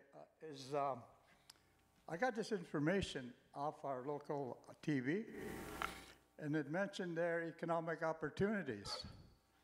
But I haven't heard anything yet, not one word about economic opportunities. Maybe we did a little bit, but like you take alcohol, I don't know if we had I guess it's legalized in most reserves, but are they situated on the reserve? Look at Wiki here. If there's going to be economic opportunity in a beer store, I'll say we, as for example, we have to go to Mantuani, but it's legal. Now let's take cannabis. I'm not against it. I'm not for it either. The reason why is that we got some frontline workers here in Wiki. We got the health center. We got paramedics. We got the police. I'll come to that later. What's their contribution? Can they do us a presentation to mental health? We got some key people here, friends of ours. We got Miss Chamanika there. We got the police. We got the health center. We got some of our own resource people in terms of health. Like, I like to hear Dr. Annalyn Wakagijek. He's a local doctor here, but he's out working somewhere. And Cindy Lewis. She's a doctor as well. And Dr. Aaron Mantuabi, and I forget her last, her husband's name. Anyway, I'd like to hear about their input. I know we're hearing a lot of this stuff from outside, but I'm not against it. But I'd like to hear some input from our professional resource people in our community. Now, another thing too I'd like to mention is what outweighs what? Does their negative impacts outweigh cannabis, or is there any positive impacts on cannabis? I'm not against it. I just want to be more convinced. Maybe you want to use that word. That's what I'd like to mention is here, my opinion, we're struggling with reserve addiction. We're trying to be addiction-free, and we're struggling. Now we're going to, just my own personal comment, is now we've got cannabis. How is that going to impact our local police? We got 10 or 11, 12 police officers here in Wiki. Maybe I'd like to see a forum here with those key people I was talking about, the police, paramedics, fire, and the health center get together and have their meeting, their opinions, and then maybe they should come to us and tell us what their findings are in terms of, you know, the pros and cons of cannabis. I know I did some reading. I do a lot of reading. I did research. Cannabis is better than alcohol. No doubt about it. It is. But I guess like everything else, I guess if you abuse it, you're going to get negative impacts on it. We all know that. So another thing too, why do we have Mereb Pharmacy here in Wukomokong? Well, why do we have that? In my younger days, there was no such thing as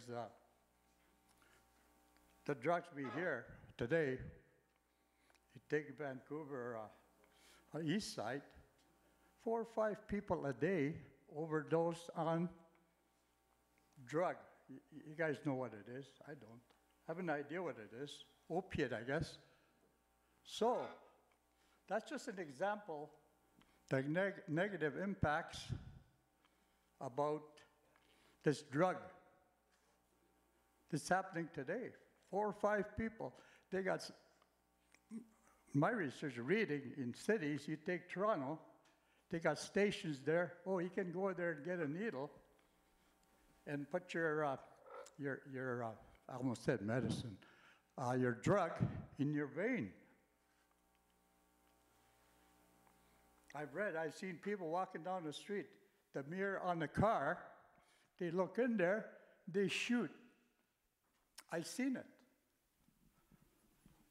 So I'd just like to, maybe we have time. I know I got a commitment at 5. I'm busy too. I'd like to see a little bit more of input from our community members. I'm not against what this gentleman, I know he wants to get going. I'd like to see more input from our community resource people, okay? not against anything, but I have certainly opinion, and I've contacted some of my professional colleagues, I'll call them, the comments I got. It's not a traditional way of teaching our community with stuff like what we're talking about. It's not our holistic teachings about, you know, using cannabis. Sure, I agree, it's good people that need it. Jeebus, I saw there, 40, 50 years old people using cannabis. Holy jeepers, I'm 77 now. I don't need that stuff personally. Do 2 miles a day. Of course, you got to work at it. Eat healthy, drink lots of water. So, but I'd like to hear more for our community members. I'm not talking for myself, but I'd sort of like to advocate for our community members. You know, more information. I got some more here. Everybody wants to take off, go home, eat fried bread or scone or something. Here you go. All right. Thank you so much for your comments. We need Stitch back here to do some cartwheels again, but I'm sure he'll be back this evening for the next session. And I really want to thank you all for coming. Again, super crucial that we all educate ourselves more as the science has been evolving so much over the years, the legislation is changing so much over the years, and your governing body of leadership need to hear what your perspective is on this. So please fill out the survey when it does come out through the communication department. And again, Chimagwich for attending this afternoon. Thanks, everyone.